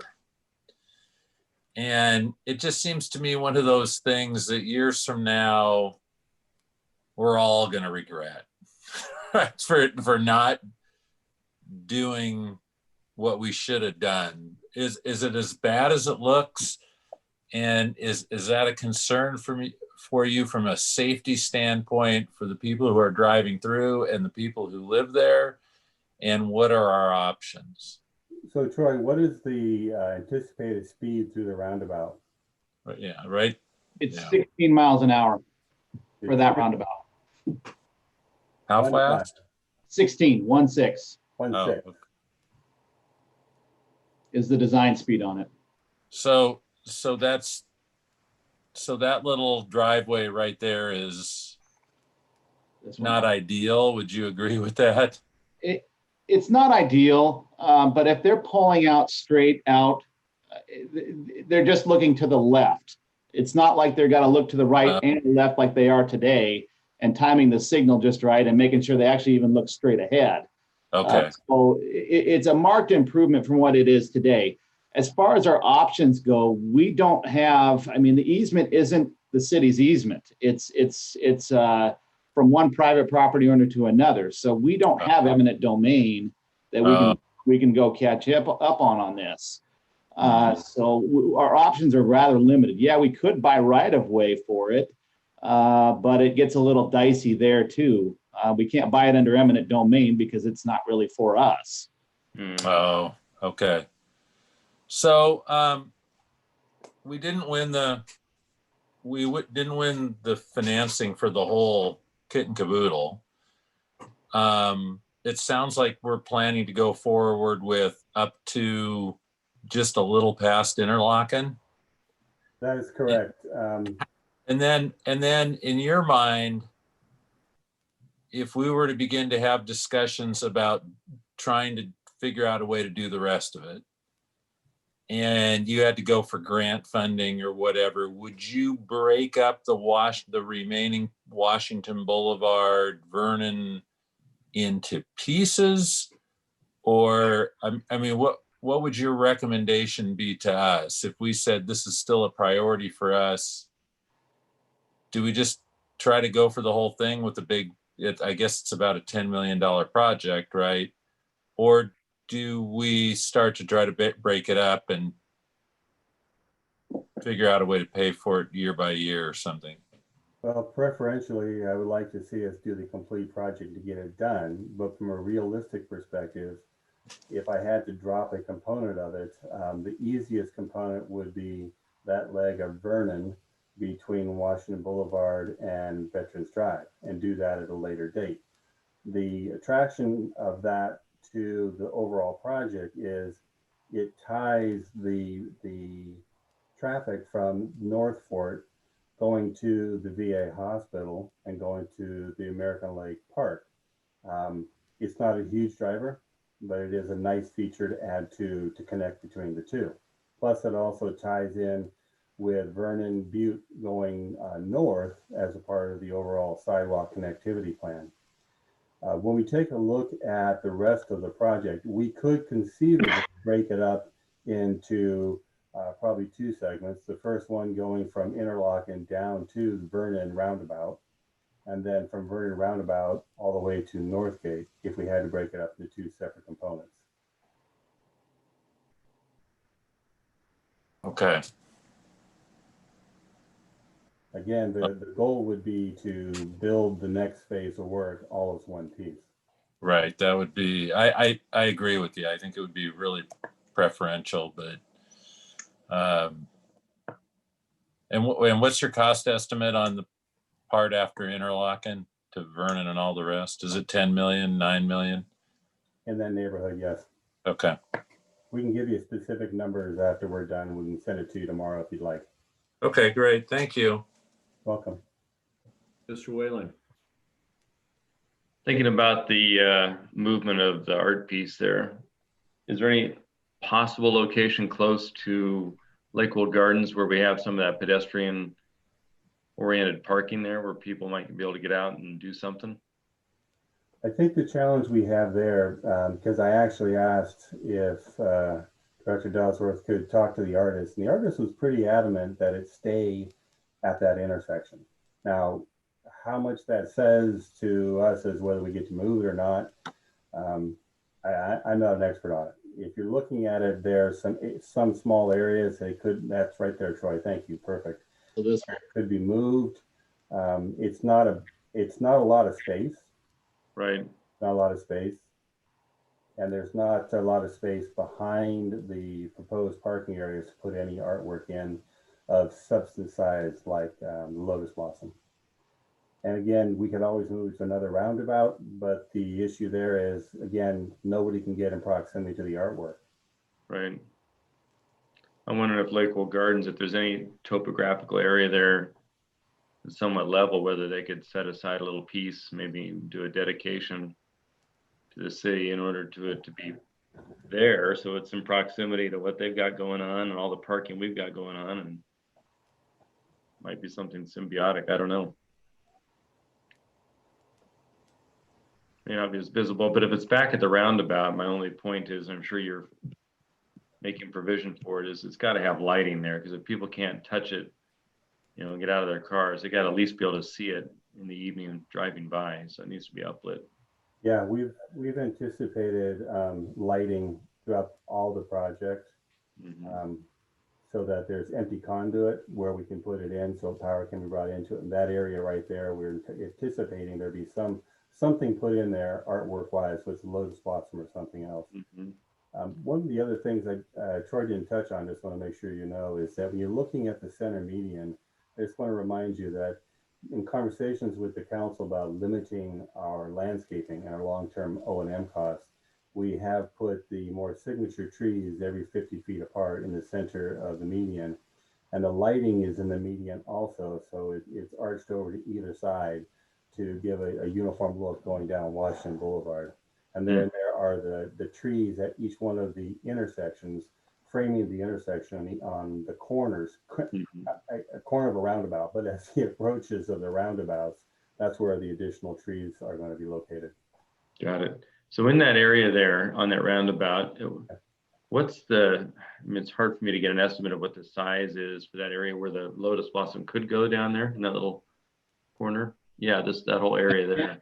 It's pretty big. I mean, it's every bit of 1,000 square feet for even this small one. This other one's probably 3,500 square feet. And the Lotus Blossom Foundation's not that big. It's a 7-foot diameter for the concrete that goes around it. Yeah, so we could easily do some cool lighting there and a little bench or two, and it's accessed by the sidewalks, it looks like, right? Yep. They got sidewalks this way, and we could tweak the sidewalk to whatever you needed to tweak it to. And we've also got sidewalk this way. Would that be a little bit of the lawn area like we currently have there in that roundabout?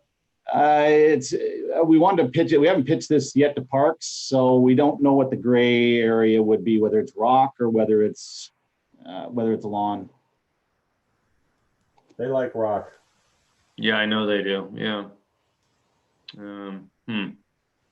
Well, I think, that's an option. I'm happy to take it to the Arts Commission folks and chat about options at our next, we have a meeting in September that'll be virtual. So maybe we can coordinate with Sally and have a couple of slides for that so we can insert that on their agenda. I don't know when you have to have this kind of finalized, but probably in the next month or two. Actually, our current plan right now is to advertise it around the first of the year. Got it. So we get good bids. We don't want to advertise it this fall. Everyone's still busy. We'll end up paying more. I also want to see if we're successful in our $3 million TIB grant, which we'll find out. I think it's the 20th or 24th of November. Well, I'm thinking that area, it's one of the two spots. It's either in the center of the roundabout featured with some lighting, but not as accessible, or in that other little area that you could make quite attractive and accessible. And it's still visible as a feature, around that roundabout. Again, it's hard to say how much, is there much defilade there in that spot, or is it kind of lower, or is it somewhat flat as you come around the corner there? It's pretty flat all the way through it. Yeah. It can also be anything we want it to be. Yeah, right. We could raise it up a little bit or whatever, right? Absolutely. Give it some topographic relief through there with the Lotus Blossom on the top.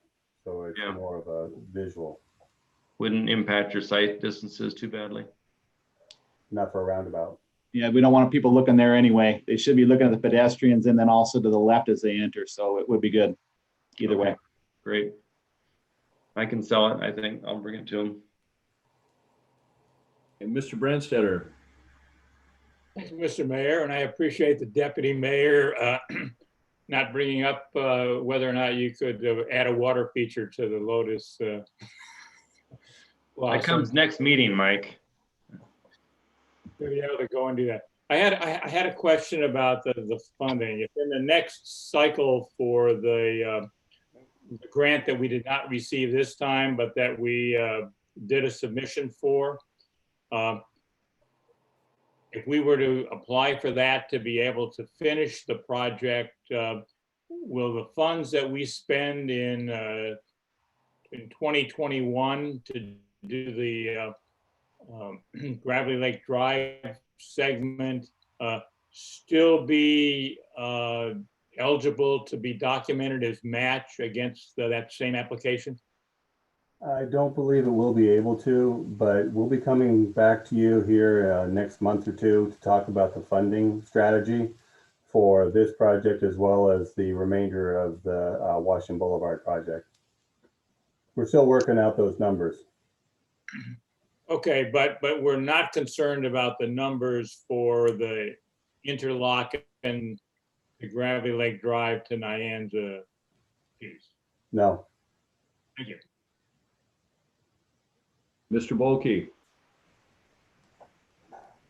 No, I already spoke. All right. I had a couple of questions going to, let me see if I pull it up on my other device here. I think it's page 70. The parking by the Lakewood Gardens. I'm just kind of interested in how extensive the investigation and planning on this has been and who's been contacted and what's been considered. This is the first time I've seen it. My first blush, being very familiar with that since I go by it virtually every day, is that we have a very nice landscaped area that's going to turn to asphalt, changing the character of the drive in that location. And the second thing is, I don't know if Lakewood Gardens has anticipated the possible trespass issues that are involved. And for example, when we have busy hot summer days at American Lake Park, the Veterans Police Department stations itself with a reader board at the entrance, turning people away where there is no obvious lake access, and there is certainly no public access. People just trying to find a way to the lake. So if you put 50 parking spots next to a lake in a wide open area that is not robustly staffed, aren't you just inviting people to traipse through Lakewood Gardens onto the lake where there is no public ownership or access? Well, that's a good question. When we were looking at this, we've been in conversation with Lakewood Gardens quite a bit. They have reviewed the plans. They're very satisfied and happy with what we're providing out here. So from their perspective, they like the fact that there's going to be some defined parking that visitors to the Lakewood Gardens will be able to use, as well as when they have large fundraisers, that it'll also be accessible for them to use. It is public, it's going to be available for public to use under the premise that when the entire loop around Gravely Lake Drive is completed, it's 4.5 miles. If it weren't for some place for people to pull in, then other residents throughout the city would really not have any access to the entire walking path around the lake and bicycling path. We envision that this will become a relatively popular area for people to come and exercise around the lake. We've had a lot of comments from people already about the other improvements that were done, and looking forward to seeing this being done and completed through here. If it turns out we start to have some issues here, then we'll need to look at how we can restrict access into it to certain times of the year and only a certain amount of the parking area. It's always a concern whenever you're providing public parking, how the public are going to make access to it, how they're going to use it. But when you consider all the different positive features of having this area accessible, then it seems to make the most sense to put some parking area out here. What was out there now was basically grass and not a lot of attractive feature to it. On the back side of it, we're going to be putting in some rain gardens for drainage. So we've been talking to them about how that could be used by Lakewood Gardens, possibly even beautified and maintained by them if they're interested in. In the past, there were some attempts to get Lakewood Gardens to take care of the plantings around the Veterans Drive, Battle Lake Drive intersection.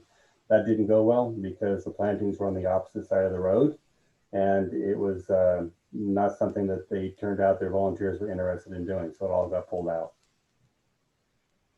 And on the other side of that equation is just something you just mentioned. If we're enhancing a commercial enterprise, albeit a nonprofit, there should be something in exchange, whether it's a maintenance agreement,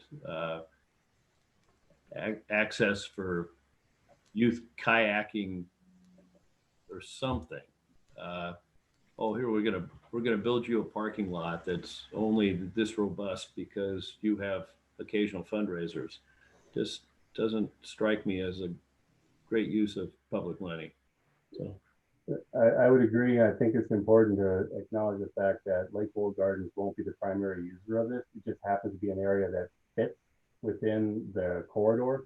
There's no room on Nyanza to put any kind of parking. It's too narrow.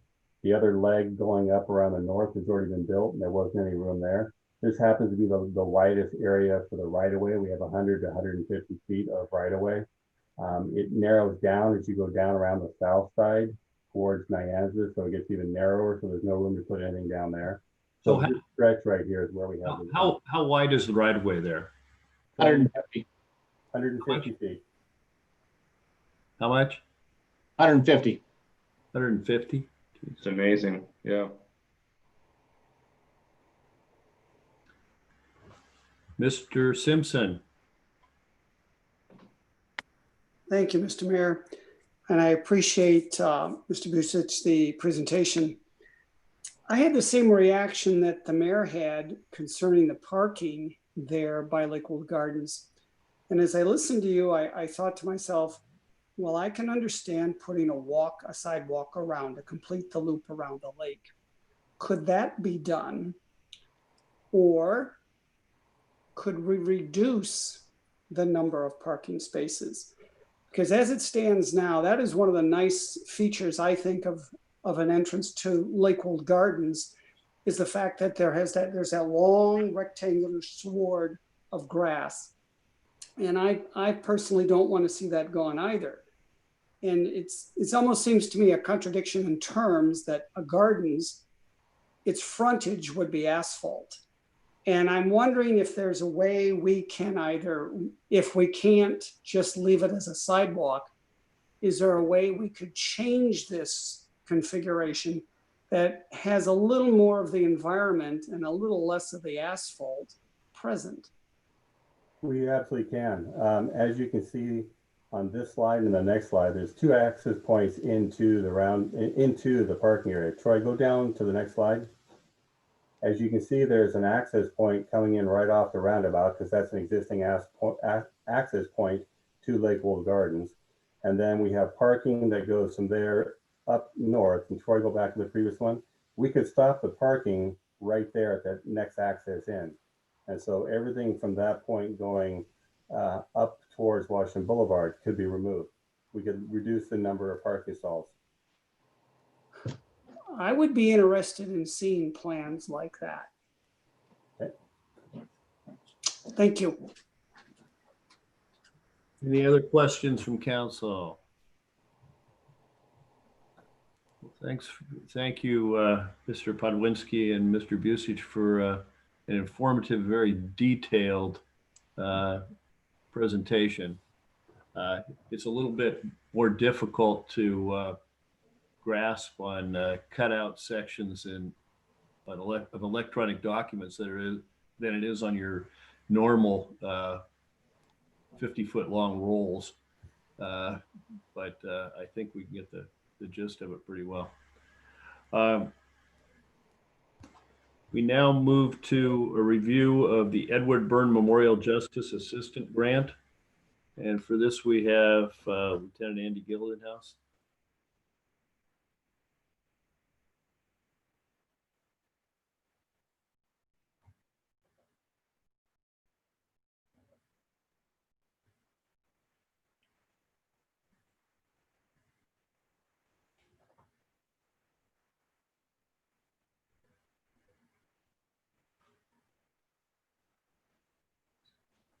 Lieutenant Gildenhouse.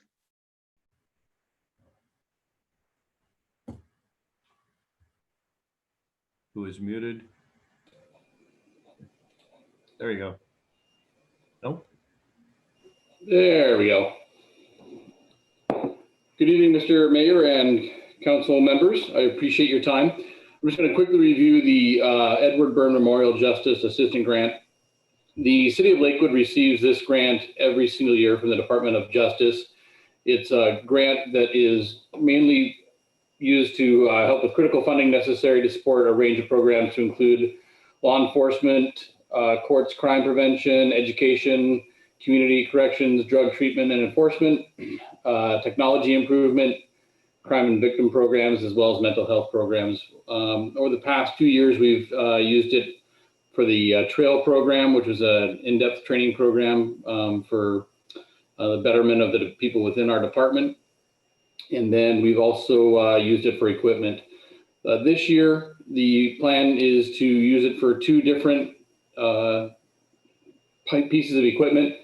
The first is to enhance our bike program. That was restarted a few years back and has been absolutely successful in its integration back to the police department.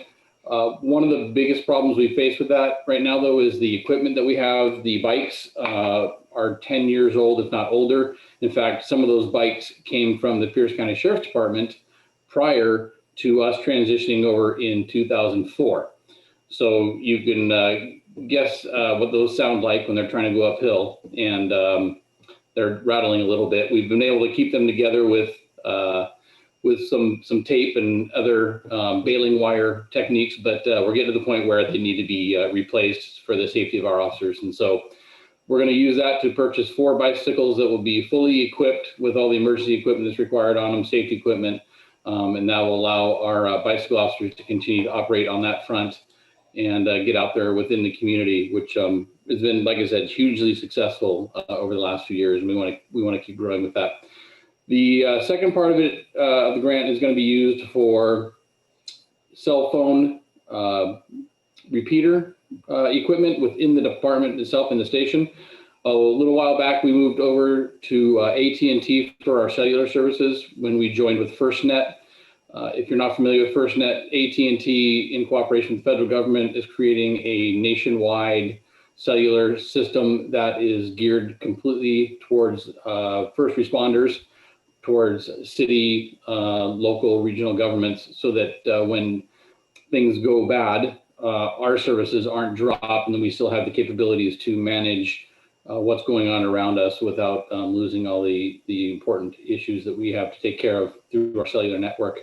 One of the great things about having a robust police station that you so nicely built us is that it also blocks a lot of the cellular signals. So inside the building, a lot of the phones get drop calls. The laptops that are on the system that use the air cards or the phones as partners to transmit, they lose their connection. And so this will help enhance that and cover the station so that we aren't losing those signals inside. The total grant that we received from the Byrne grant this year is $36,959. And with that equipment we put in there, that'll take us pretty close to the top.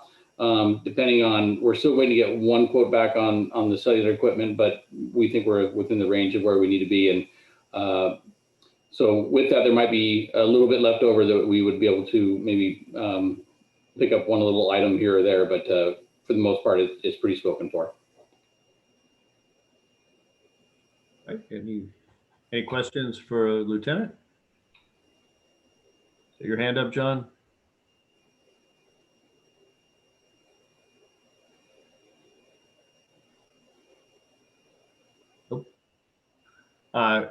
would just note that about 2 years ago, I had the opportunity to be sitting next to a senior executive from AT&T who on the FirstNet program, and he sent me some material on it, and we discussed it.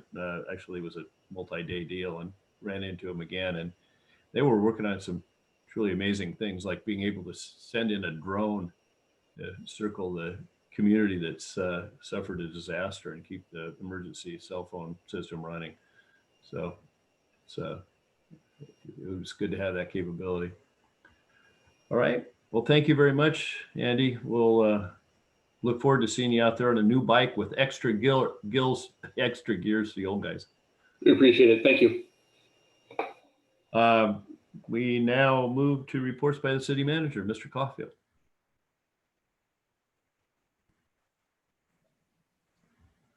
Thank you, Mayor. Good evening, Council. A few updates for you. First off, you might recall last fall, I believe it was, one of our representatives, Representative Christine Kilduff, asked the Attorney General's office for an opinion regarding adult family homes, how they're cited, you know, who gets access, role of Western State, DSHS, et cetera. And the purpose of getting that opinion was, number one, and actually making sure that DSHS was following the intent of what the state legislature adopted regarding adult family homes back in the 1970s. And the intent there is if the answer to that question is no, that DSHS is not following the law as prescribed by the state legislature, then somebody's got some explaining to do. However, if the answer to that question is yes, they are, then Representative Kilduff then has a mechanism from which to move forward to change the law to get back to what the intent was, which is adult family home businesses are really only supposed to be for our most vulnerable, as opposed to having sexually violent predators and sex offenders and people like that in an adult family home. So I followed up with her office. I think it was late last week. Her office got back with me and let her know, because the question I had was, well, where's the AG's office on this? And I know originally we were expecting some time for a ruling this fall, and that's still in the plan, but looking toward perhaps the December timeframe again for a ruling from the AG's office on that. So I just wanted to give you all a heads up on that. At a future meeting, actually at your September 21st meeting, Tacoma Public Utilities asked to give the council an update on rate adjustments that they're looking at moving forward with as it relates to their electrical and water utility in 2021. This is something they do on an annual basis, but just wanted to give you a heads up on that. Would like to compliment our Assistant City Manager for Administrative Services and our finance team, as well as our department director staff, as well as the mayor and the council. For once again, we received from the state auditor's office a clean bill of health, no audit findings either on our financial statements or on our federal awards. As you know, we get a lot of grants, particularly federal funding, and the threshold on those audits is very, very high. So to come away with no findings and a clean audit across the board is a very, very positive reflection on the city and our team here, and just wanted to pass that on to you. Earlier today, our senior policy analyst, Shannon Kelly Fong, released the latest Build Your Better Here video, which focuses on parks. So that went out on social media. If you haven't seen that, please check our Facebook page for that.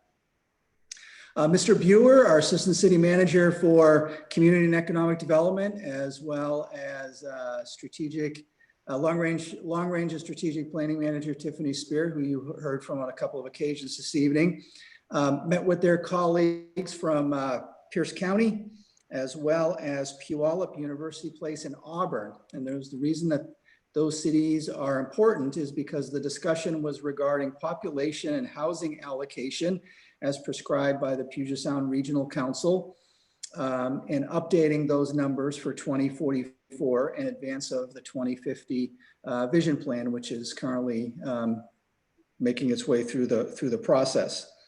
Those 4 cities, including us, are considered to be core cities, which means that we are required, according to PSRC, to absorb 23% of the population growth between now and 2044.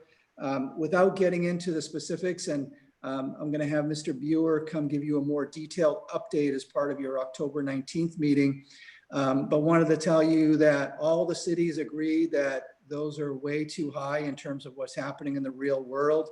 For example, for Lakewood to be able to accommodate that, it would project our population would have to go to over 80,000.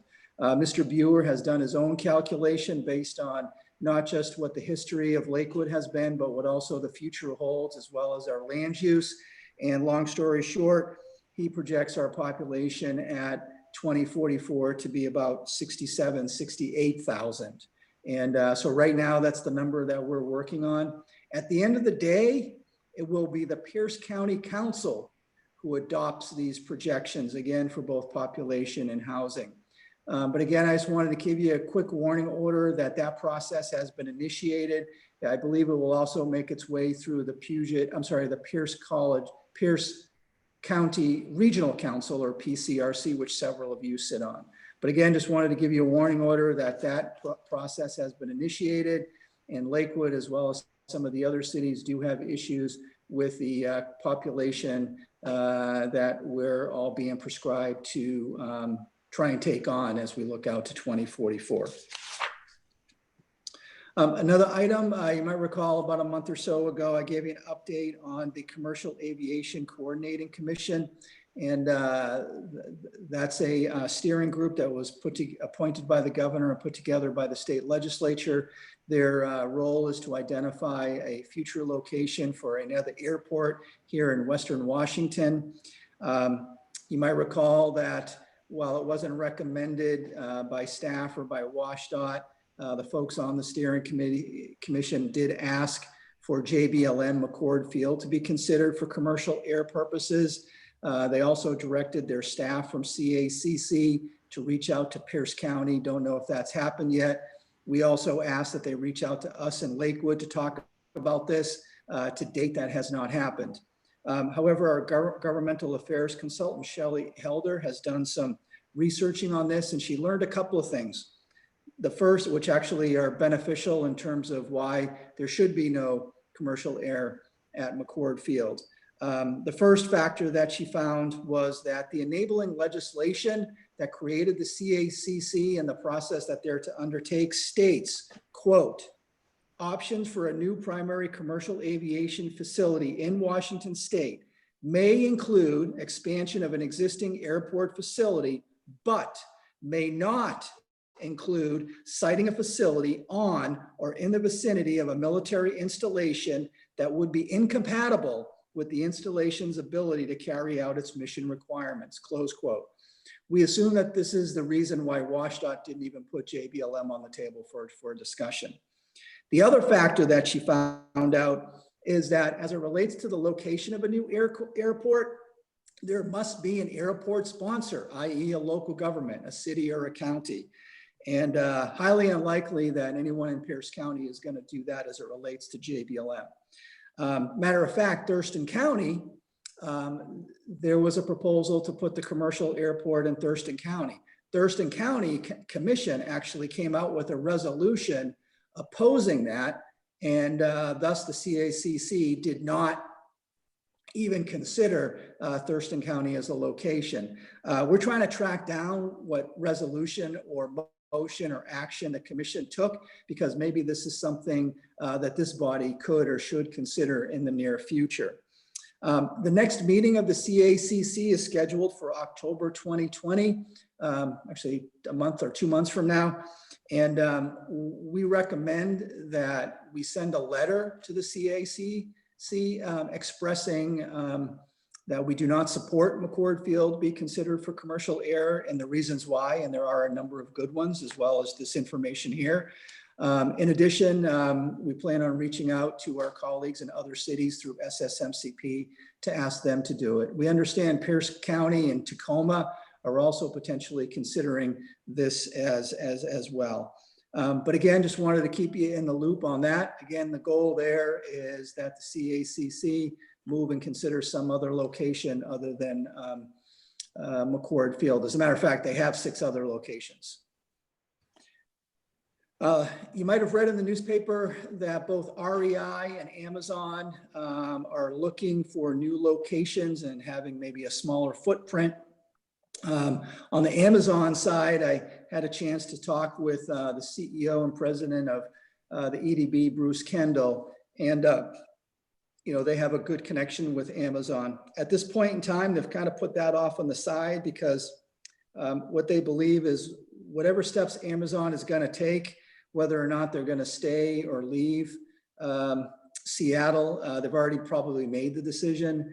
And it could be that why they put out the results of their employee survey is perhaps to try and get the Seattle City Council to change some of its policies, and that in fact, Amazon might not leave Seattle at this time. However, the real opportunity today and into the next month or two is actually REI. REI was slated to move into their brand new spanking headquarters in the Spring District, which is a new part of downtown Bellevue. However, before even doing that, they were supposed to do it this month, as a matter of fact, I believe, they decided to put the property up for sale. And the reason is because of COVID-19, and they realized that they don't need that large of a footprint. And so they're looking for ancillary spaces all over the Puget Sound region. And Tacoma and Pierce County has been identified as a potential opportunity. Long story short, there was a good discussion with a number of economic developers late last week talking about this. And again, long story short, the city of Lakewood, our economic development team led by our economic development manager, Becky Newton, is going to put together a pitch that we can share with our colleagues here in Pierce County and show the benefits of why REI should consider Lakewood. And I think we're actually a bit ahead of the curve on this in that we already have a good number of information already developed because of Lakewood Landing. We also have a couple of locations, and this would also pertain to Amazon at some time in the future. One is Lakewood Landing. The other is our town center area in terms of working with RPAI or some others. So we think there's an opportunity there. So hopefully more to follow on that. But again, we are going to put together a pitch document and work with our colleagues here in Pierce County, being led by the EDB. And I think in the interest of time, that's my report, Mayor. Thank you. Thank you. Any questions for the city manager? I would note that the Puget Sound Regional Council, though it was not required to consider airport siting as part of a regional transportation plan, and it was JBLM was dismissed as a non-starter, giving it additional support to that argument. Then we'll go to council comments. Ms. Moss. Thank you, Mr. Mayor. Real quickly, I can just share with you that I golfed in the Pierce College golf tournament on Thursday, and one of the members of the sister city made a presentation there, and I had an opportunity to go introduce myself to her and thank her for the mask that they gave the city of Lakewood. So she was very appreciative of that. So just wanted to share that with you guys. Thank you. Mr. Brandstetter. Thank you, Mr. Mayor. This past week, I did have a chance to participate in the interactive webinar that the Association of Washington Cities held on racial equity and how cities should think about addressing that issue in the current environment. And they, you know, a couple of takeaways were that they stress that just talking about it without any actions is probably something that's counterproductive. That that if you really want to get started, you should link equity actions to your council goals. And that you have, that you base that to do that. And you should really be sort of taking a look at although most of the examples that they chose about policy decisions in the past that have had long-term negative impacts were 30 or 40 years old. The issue is if you look at things and look at them about what long-term impact, not what is the immediate impact that's going on, to decide if you have a policy change or consideration to make as you're trying to look at long-term racial equity. And then this Wednesday, I'll be meeting with the South Sound 911 board. Hopefully that will result in the approval of their 2021 budget, which will give us some firm numbers for our budget for that piece of it. That's all I have, Mr. Mayor. Thank you. Mr. Simpson, I'm good, sir. Mr. Volkey, I'm good. Mr. Whalen. You're muted. You're muted.